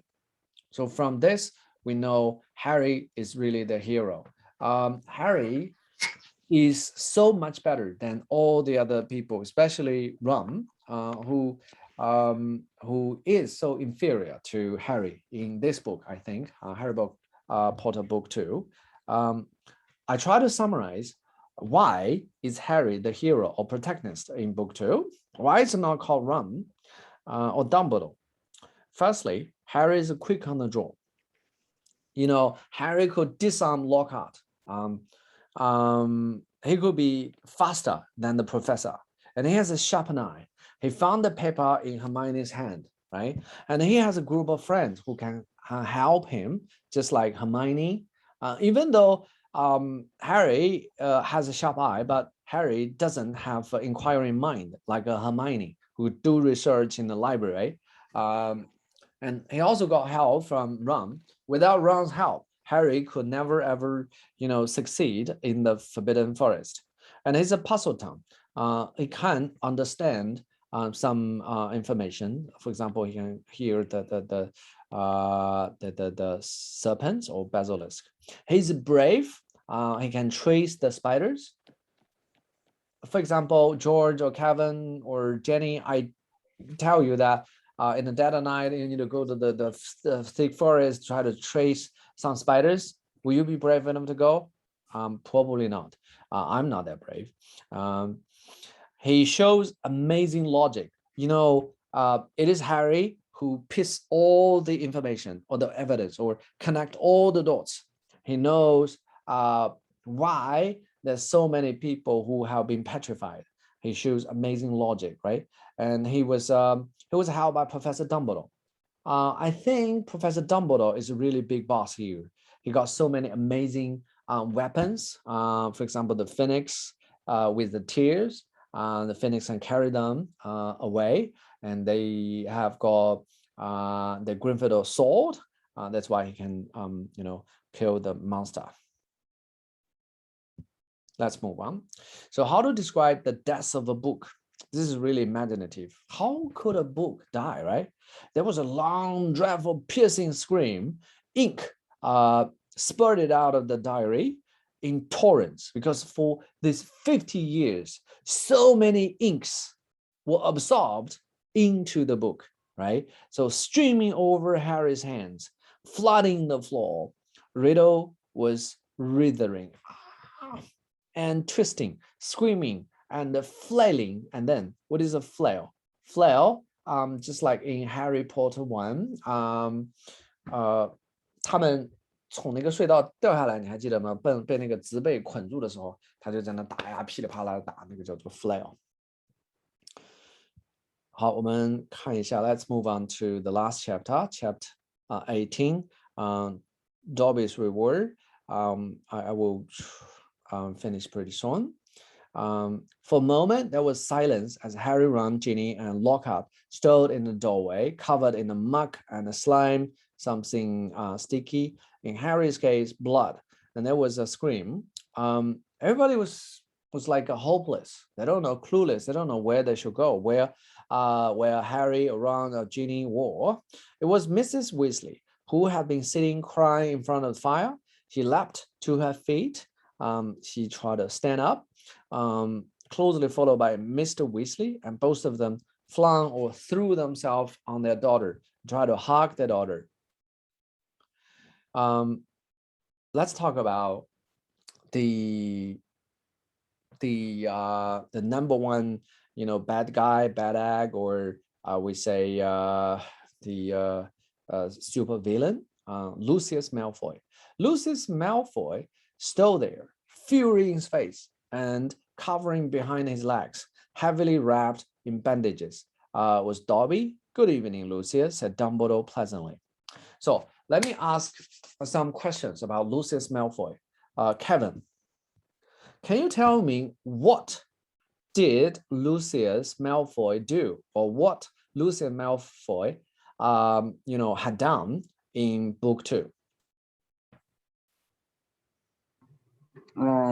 In book 2, he put Riddle's notebook and remember in the part of Ginny, right? Yeah. Mela? Okay, let me try to list all the roles he had done or things he had done. Firstly, yes, George, please. I'm just gonna say what's gonna hit. Yes, Ginny. What? No, I'm pretty sure something up. No, it's okay. First he put Voldemort's diary. Yeah. Yeah, that's first. Second, I'm pretty sure he actually forced some people to make Dumbledore not the headmaster for a little bit, for a little while. Yeah. And then I'm not sure if it's his fault that Hagrid got captured. Maybe he's behind this. Yes. Yeah. Okay. Excellent. And the last thing I'm pretty sure is about the Weasley car. I think Malfoy is, if I remember, I think he reports something, right? Yes. Because he's the governor of Hogwarts. So it was Lucius Malfoy who report the Mr. Weasley. So Mr. Weasley was fined, right? Excellent. So what did Mr. Malfoy do in book 2? Draco Malfoy's father, Lucius Malfoy, was the supervillain. He was the guy who got out of everything. It was him who created the confusion and gave the diary to Ginny in chapter 2. But here, here's the question. If he knows the diary is the soul or Horcrux of Voldemort, why would he, try to revive Voldemort and give to a normal person like a slave or whatever, and then Voldemort will come back? Why would he give to Ginny? So probably he want to bring disaster to his number one enemy, Mr. Weasley, right? He suspended Dumbledore, so Harry had to face the basilisk alone. If Harry could draw the sword of Griffin and kill that monster, Dumbledore could kill that monster, even though it was a basilisk or some monsters with that Deathly Slayer, I'm pretty sure that Dumbledore will kill, but Dumbledore was suspended. Dumbledore was absent, just like in so many movies. The cop, the police will always come at last, right? And he caused Mr. Weasley to be fined. This was mentioned by George in a I don't know, in a third chapter or something. Miss Weasley was fined a lot of money.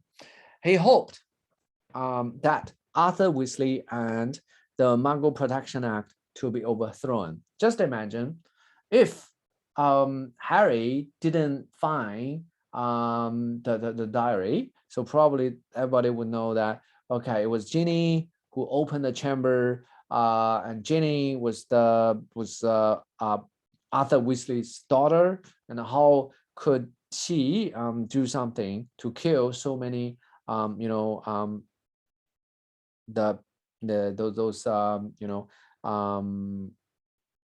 half-bloods or Muggle or those like mug bloods. Okay. Maybe time's up, and I will cover the last two slides. So why Harry Potter Book 2 is important. So we have covered basically everything from Harry Potter 2. If we look at Harry Potter 2 from a larger context, we know Harry Potter Book 2 is important because, firstly, the prison of Azkaban is mentioned, especially for Harry Potter 3. The name is called the prison of the Azkaban, right? And then Tom Riddle's diary, one of the 7 Horcruxes is mentioned. So this is like the whole picture, right? This is the first Horcrux, like the soul of Voldemort. And then the house elf Dobby is introduced. Dobby is really important because without Dobby's help, Harry would never ever crush or destroy one of the Horcruxes. And then more adults are involved. For example, Lucius Malfoy or Arthur Weasley, Ron's father. More adults are involved. It's going to be more dramatic, more violent, and especially in like a 4, 5, and 6. So Minister of Magics like Fudge is introduced in Harry Potter 3. We're gonna have more, or even 4. We're gonna more roles played by the Minister of Magics like Fudge, and then Poly Potion is introduced. You know, in Harry Potter 7. They need to sneak into the Ministry of Magic, and they try to get some information. So they're gonna use Poly Potion as well. So these are the reasons why Harry Potter Book 2 is important. All right. After the long journey, and we have covered Harry Potter Book 2, but probably in the last 2 chapters we didn't cover enough information, but that's fine because either way we cannot cover all of them. But what should we do next? Personally, I would recommend that you continue to read Harry Potter 3, 4, 7, and The Cursed Child, which is a play, which is not that hard, but really intriguing. I just couldn't put it down. If you finished all the 7 and you continue to read again and again, to make sure that in writing you can use those words or sentences, and then it's maybe you can turn to another writer like my all-time favorite, Andrew or Charles Dickens. You can read some Charles Dickens novels for children first. Yeah, okay. So much for this Harry Potter series 2. So have you got any questions, like Kevin, George, or Jenny? Have you got any questions? My question is, so will there be a Harry Potter 3?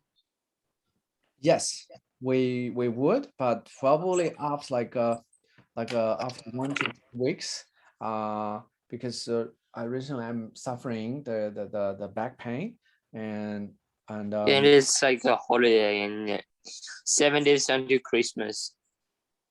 yes, kind of. So today is 18th December.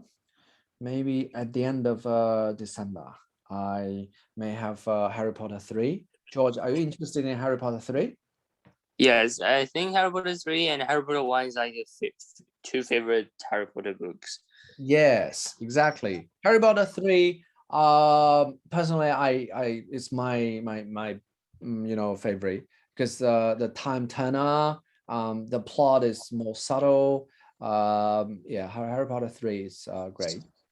And I don't know how J.K. Rowling did this. Like in the first book, she actually mentioned the Harry Potter is a puzzle town, but it's like she just knows like how to include it again in the second book, which if I were there, I already forgot I wrote something like that. Yeah, J.K. Rowling is ambitious, and he got a mastermind. You know, for a writer, they must have a big picture. Just like the author that I mentioned, Andu, he created so many different figures. For example, like a weirdo had like a sky dragon, wolf girl. You know, recently I got the 6. So or E-boy or Sky Dragon, Wolf Girl, all so many people with supernatural superpowers.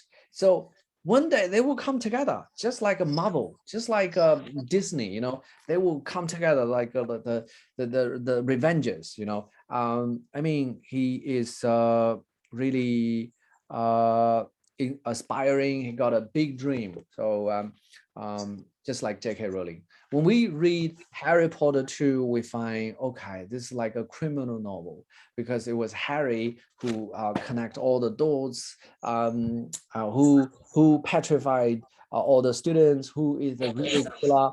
So it's like a adults, like a criminal story. So J.K. Rowling began to write, criminal stories for adults. So if you're interested, you can continue to read those stories. And he is like trying to create a totally different world. With this world, there is a different logic, and that means she can make so much more money, right? Novels, plays, movies, and then we can create so many, like toys with that lovely figure, and then it's all money, right? It's a totally new world.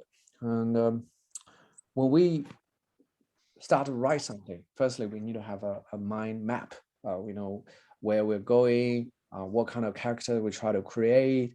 Yeah, not just some your personal feeling, how happy I am or how sad I am because of COVID-19 is spreading all over the world. Yeah, that's my understanding. Oh, and so is Harry Potter like a masterpiece in the world? Sure. Because within the 20 years, over 500 million copies were sold, and over 85 different languages of Harry Potter can be seen. And for example, as we said, we always mention the 4 classical novels in China. First, like 水浒、西游, or 三国, 3 Kingdoms, or 红楼梦, something like that. But they're not translated into so many other languages because maybe other countries are not so interested in those stories. For example, in 西游记, it's basically about a monkey which is not so handsome, but just I mean, it's for kids, that's fine, but it's not for adults. But Harry Potter can be, read by adults, no problem. I'm absorbed into the contents of Harry Potter, right? And then they're so imaginative, and it's much more imaginative than other Chinese writers, writings. And or when we're talking about 3 Kingdoms, you just find that there's so many schemes, there's so many. Actually, in the end, it was so sad, so I'm not gonna read it. I already read it. Which one? Which book? Like the Street Kingdom one. It's actually so sad. Like the Street Kingdom actually is not the end of the story. It's actually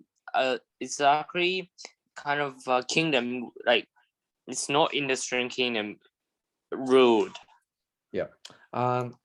Personally, I don't feel sad at all because it's all about the power, pursuit of power. If I don't kill you, you will kill me, right? It's so cruel and ruthless, cold-blooded. That's the reality of Like Chinese. betrayal. Yeah, you need to be showed no mercy, or you'll be killed, right? So whoever you are, Cao Cao, Liu Bei, Sun Quan, whatever, whoever you are, or Dong Zhuo or Lu Bu, right? You will definitely be killed. That's the reality. That's why we cannot find any solution from reading so-called Chinese classics. That's why we need to have a faith. For example, we need to be a Christian or other religion. You be a kind person. You know who you are, what kind of person you want to be, and just like Harry Potter. Actually, J.K. Rowling is a Christian. She's a Christian. In every people's mind, just like we were an orphan, we were lonely, we were bullied by people, we were sometimes not loved by people around us. So what would you do? Would you revenge like Voldemort? Or will you have a large heart, just like Harry Potter, and love people around you, even though they treat you, really, really bad, like the Vernon, the Dursleys, but he still love back. Can have a whole grudge, right? But this is the choice made by J.K. Rowling as well as Harry Potter. This is exactly what being a Christian is about. It's being about forgiving. It's not your job to revenge. It's God's job to revenge or to do what is right for those people who hurt you. That's what we have learned from Harry Potter. That's why Harry Potter is so popular all around the world. And when J.K. Rowling read the first book, did she have all 7 like books in her mind already? Yes. I think probably. Even when she was writing the first one, she probably got the whole storyline or plot in her mind, but she just need to add more information about some particular name of the monster or particular name of the mermaid, or of the name of the photos or something. So okay, that's it. So it's like she already have the idea of what it's gonna be like even the end of the story when she even wrote the first book. Yes. Wow. Okay, thanks. Good night. Too late. Bye. Yeah. Bye. Kevin 没什么问题了吧 Kevin 你有问题吗？ Oh, not for now. Haven't too much questions. Okay, so if you got any questions, don't hesitate to let me know. And maybe so much for today. And thank you for your support along the way for the past 1.5 years. And we're gonna continue. Kevin, because you're in China, maybe your English is not as good as like a George, because it's been in Australia for many years. Don't worry, you need to continue to read. One day you will come to a point when you will not be shy, you will be confident enough and totally enjoy reading, but you need to continue. You need to accumulate your vocabulary gradually. And for example, in China, you go to university, you got like 6,000 words. Trust me, 6,000 is far from enough. So maybe you need to have like a 20,000, just like me, before you can be confident in reading so many novels, and you never get stuck. You never feel shy, you will never feel like that it's gonna cost you so much time. Because recently, like for me, reading a novel, this is not too much. It's like 1 hour I can read the whole book. So just imagine if you can read it one day, I can read like 5 books like this, and my speed will be faster and faster and faster. One day, you go to university, your reading speed is so much faster than your classmates, so you'll be successful. So don't stop. Continue to accumulate your words, continue to read. You don't have to read some big books. It's just read some funny stories that really interest you, and you just start from there. If you pick a book, you find, wow, it's too hard. Within 1 page, there are over 5 words that you don't know, drop it. Try something, something shorter or smaller or easier, and find those storybooks which are really interesting, and then you start from there.